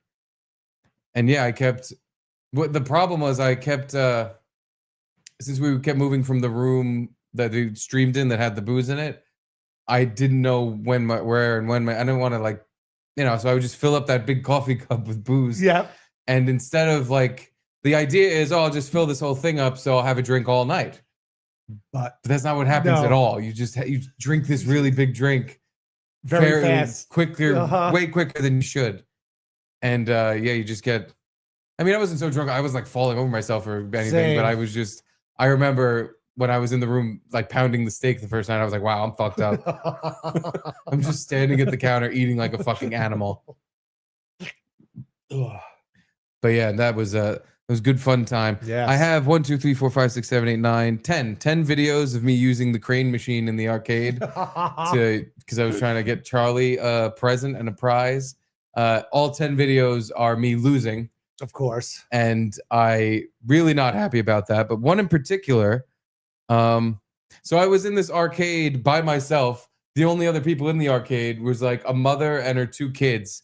And that's the thing about this place. There was full indoor bocce courts, pickleball courts, racquetball courts, bowling, arcades, a pool. There was like so many different activities to do with it. Like I get why it's kind of like a place to vacation. Yeah, no, it was huge, and the decor and everything in it seemed like it may have, you know, not all of it, but a lot of it was like, oh, this place had a renaissance in the 80s, and they stuck with that because the arcade specifically. Not the game. The games were arcade games, but the rug, the sign that said arcade, all the decoration just looked like an 80s Chuck E. Cheese or something. But I have one video that directly after this video, or maybe it was just another time this happened. I was yelling at the machine again. It's just me in this arcade by myself, and there's like this woman and her kids, and that's it. I'm yelling at the machine. This is a dump and a scam. This machine is a fucking dump and a scam. Because the amount of coins I threw into this fucking thing to win nothing over and over again, complete dump and a scam. I've heard of crane machines like this, but where it's set in a way where only 1 out of every 20, 1 out of every 30 grabs actually grab something. Oh, the rest of them just like do that limp dip thing where they drag on the thing. And I'm just trying to win a shark for a little fucking Charlie boy. That's all I wanted. Tyrone's shark. That's all I wanted. But 2 or 3 times this happened. All right, here we go. Crane, if you'll notice, starts closed. Like usually when you put the money in. I've never done a crane game. Okay. Yeah, usually when you put the money in, it pops open and then you drop it down and it closes on something and then doesn't pick it up because it's a fucking dump and a scam. But like 2 or 3 times, I start the crane game up and it's just already closed. I drop it on the crayon shark and it just, oh, what the hell? The claw is closed. What the fudge? Fucking dumping a scam. Wow. But I didn't know what to do. I was just like, all right, I guess I'm just fucked out of that. Yeah, because it was a poor girl that had to sit by the bocce courts and pickleball courts because you would get like tickets, you know, like Dave and Buster's or whatever. and you could turn it in for prizes. When we're going to go talk to her and be like, I hey, didn't. the crane, I'm a 35-year-old man and this, the like, crane didn't open. Chubby teenage girl in a box In the that was box. like in the wall. That I guess, yeah, she had like the prizes and stuff for the tickets. I don't even really know what she did, but I could not imagine walking over there and being like, hey, your machine took my money and I didn't get a fair shake at winning a prize. All 30 other attempts were a fair shake, where the thing just went like this and fucking limp wristed. I think the machine was broken in a way where every time it started closed, that was a round I was gonna win. Like that, because these things are like literally the people have. I've read like forums or like Reddit or something. People talk about crane machines. I don't know how the fuck I ever stumbled into that. Maybe just because I like crane machines. But there are machines that are set in a way where it only lets like actually grab something like a couple times every 20 tries or so. And I think those were my winning tries. It just, the machine was fucked up and it would just start closed, like really clamped down. Yeah. Because it would have grabbed you a prize. I got you. That fucking makes sense. bullshit. Yeah. But yeah, I couldn't imagine going to this teenage girl and just be like, your machine took my money and I want the crayon shark. Give it to me. Or I want my money back. Or I'll talk to your manager. I felt like a big enough weirdo loser that I was just, I got pretty pissed off. I was considering just breaking the fucking machine and being like, it was broken already. I didn't do that. It was clearly already, I have video of it already being broken. So what? It got knocked over and the glass shattered and all the stuff taken out of it. Same thing. And then there was another crane machine that was the really big jumbo crane machine and the prizes in it were fucking, 3-foot stuffed animals. They were all crappy. And the one right on top, this big yellow one, was covered in dirt. A lot of dirt too. It wasn't just like one little mark. Yeah. It looked like they dragged it through the mud and then laid it on top of all the stuffed animals. They let their kid play with it and then threw it back in the thing. It was fucking dumping the scam. I looked at the big stinky stuffed animal and I was like, oh, this place is a dirt. This fucking machine is a dirt. But yeah, unsuccessful in the fucking stupid crane machine arcade. And I went to the gift shop and bought Charlie a Hot Wheels car and was like, there. Do you like it? I won that with my money. I won the buy a Hot Wheels game. But that about wraps up content talk. Yeah. Gina Marie, more future Lubi appearances. 3 best friends. Oh, thank you for my hearts. Thank you for heartsing us. Gina. Oh, thank you. Gabe bitch, it's nice to hear Rich Voss say you two had weird heads. It was very nice. Gabe. It was quite the compliment. Yeah. Rich was funny for when you can hear him. Yep. I didn't know that was happening until I got up at one point, I think, to go to the bathroom, and either Chrissy or someone was like, "Oh, we're gonna have Rich come on the show," and I was like, "Oh, that's fucking." Oh, probably Frank. Yeah. I was like, "That's fucking awesome. Please." Yeah. Yeah, it was cool. A guest. And we had guests. We had that girl Wrist Flex, who you looked. She apparently had like hundreds of thousands of followers or something. 126,000 YouTube subscribers. Yeah, there you go. That's a good guest. Yeah. Yeah, she was talking about cicada piss. Cicada piss and starting to become a comedian. Oh, I think I gave her good advice. You did, yeah. Me and number one famous comedian man Joe Curry. Oh, Joe Curry. He gave her pretty good advice. Did. He gave her actual advice. Uh-huh. I told her to do Holocaust jokes or something. Do props. I told her to do prop comedy. For some reason, she didn't think that was a good idea. It seemed like she was taking you seriously too. Oh yeah, I don't think she got what what prop comedy even was, because she asked me if I had to take props with me. I was like, well, yes, you need an entire box of them. I might do props. Lucky fan went home with a bottle of Mountain Dew. But anywho.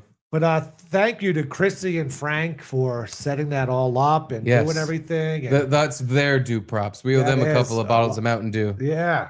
Some Dew props for them, because we came in, we got swag bags. Yeah. We got these bags of swag. We got. If anyone wants a "Make Mimosas Great Again" hat, let me know. But yeah, dinner on the arm. Yep. Really set us up with the room. The stream room had snacks galore in there. all the wine and beer and liquor you could drink. It for sure was a galore. Yeah. I had Slim Jims and tuna. That's right. Slim Jims, tuna, and fruit snacks. When I first arrived, I was very hungry, and I was just like, these are what I like. Mm-hmm. It was the tuna with the stick that you put on the crackers. Yeah, I've never Delicious. seen that before. No, I used to get those sometimes when I worked at CVS. Oh, They're a good quick snack, little protein on the go. yeah. Fill your gullet with white protein. No, I Chrissy and Frank Is really. there mayonnaise in the tuna? Yeah, or something. Yeah, but I'm pretty sure it's mayonnaise. It's like a Okay. tuna salad thing. But yeah, thank you. Thank you to Chrissy and Frank. And to Villa Roma for having us Mm-hmm. for our little weekend stay. Bob Fan and Patrice, Garrett was peer pressured into singing. Hashtag so grateful. Were you? Peer pressured into having fun is what it looked like. Yeah, I don't think so. I don't think I was peer pressured. I don't remember You were that. beer pressured I was. for sure. Oof. How about next time? Which song should we sing? Songs from the Crystal Cave. Obviously, we should have sang Lollipop. Oh my God. I can't believe I didn't think to ask for that. But the thing is, who does the rap part? Oh yeah, I'll do the Jamaican part. That's easy. That next time there's a karaoke thing, we're doing Okay. a Lollipop duet. All right. Speaking of which, Chris Subdivisions Balzano, Mr. Karaoke himself. What a great time, guys. Great time, Chris. The bowling alley was stuck in 1972. Paper scorecards. I heard. I didn't even make it to the bowling alley. No, Great to hang with you both. you too. Hope to see you again soon. You too. Great job, G, on the karaoke, and great show, guys. Kudos and love. Oh, thank you, Love Chris. you, Chris. Thank you. You were a Yeah. treat to see. Hung out with Chris and the lovely wife at dinner, and then saw him again later at the show and karaoke, Mhm. and it was a hoot. It was. Again, had fun. Yep. Really, again, the juxtaposition of how I felt, and then when I went on the internet, was just like, oof. Apparently, we should all die or something. Oh boy. Yeah, I didn't get it. Then there was some clip about like Chrissy didn't even stay in her room, and there's someone leaked off. It was like, what the fuck are you talking about? And yeah, that's a weird thing to get obsessed over. But whatever. Yeah. As long as if we can keep doing stuff like that, I don't care who says what. Yeah, please. But anywho, thank you for watching Thank you. Yeah. the Garrett and Steve program. We're going to leave our board members with a lovely rendition of the song. I already forgot it again. Truth? Temptations. Temptations. By New Order. By New Order. Sung by the one and only Jimmy Mernsbin. Oh, you don't. Oh, I see what you're doing. Okay. I thought you were going to play like. Nope. Not playing this. Yeah. Look at top dance. It'd be great if it was as an instrumental the whole time. Nick Giordano, Dominic Riccitelli, Carly Chicago, Dead Fool, Lindsay Stabadouche, Marshall Beaupre, the Moose, the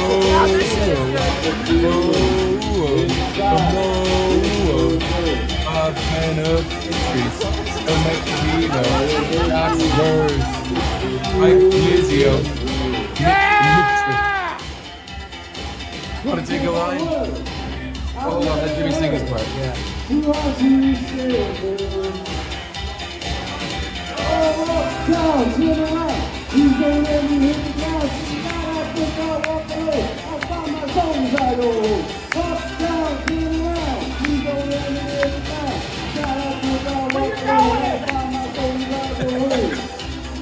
Whisper, Jimmy Z, cannot go Dundee, hanging on me, his honor, let Stockton, Evan D. Just Curtis John, William Yoder, Ryan Day. Oh, Orange Very Metal. good. Last one for you.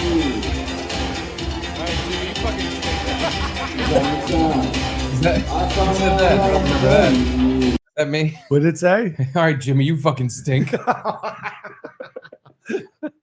No, it definitely wasn't you. I don't remember who said No. that. This is the best part of tonight. I'm sorry.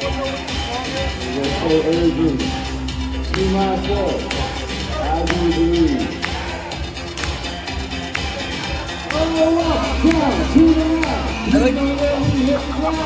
Up, down, here and round.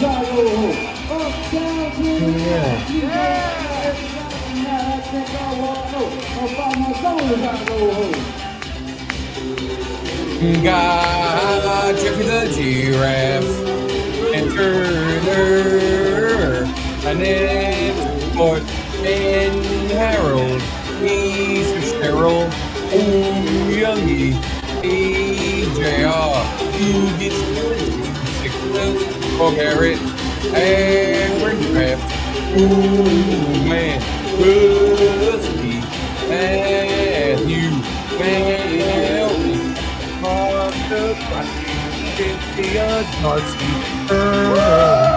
Eric and Lystra and Mac, Lucy and Clara, Michael J.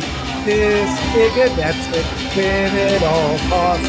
Who's Buster? James and Ben, Jamie, Tina Marie, Beverly, A1G, Johnny.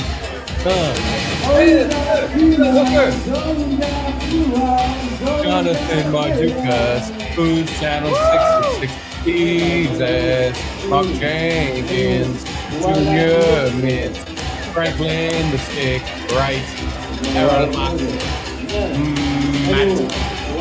Gold members, gold members, duet, gold members, Amarito, Diego, Jeremy Escaco, Nakugayo, Michael Mallow, Turdo, Jay Camo, Five Show, Bobby Kimbo, Larry Echo, Jay and Harold. And Harold got red twice. Harold didn't have a video for it. What the fuck is this song?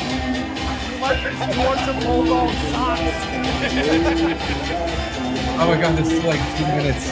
God.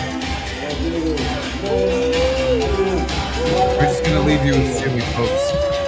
Have yourselves a wonderful night. Love you. We love you. It's not ending. What the fuck? Everybody should sing half a Good night. song. See you tomorrow.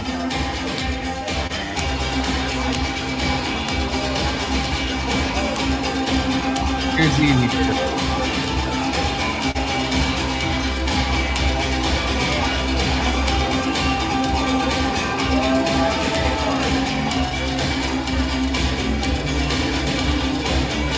Wrap it up!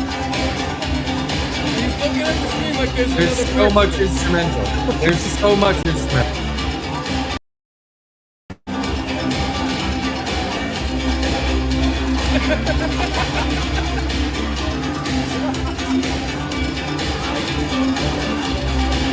I'm running out of space on my phone. Yeah, boy. I don't know what version this is. That's the version. That's the one.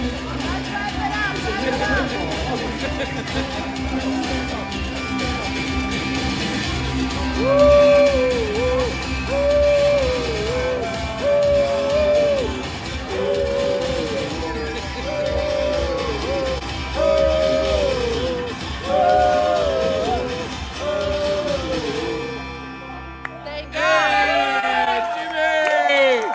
Oh, look at that! Thank you so much, Chris. God, take us all.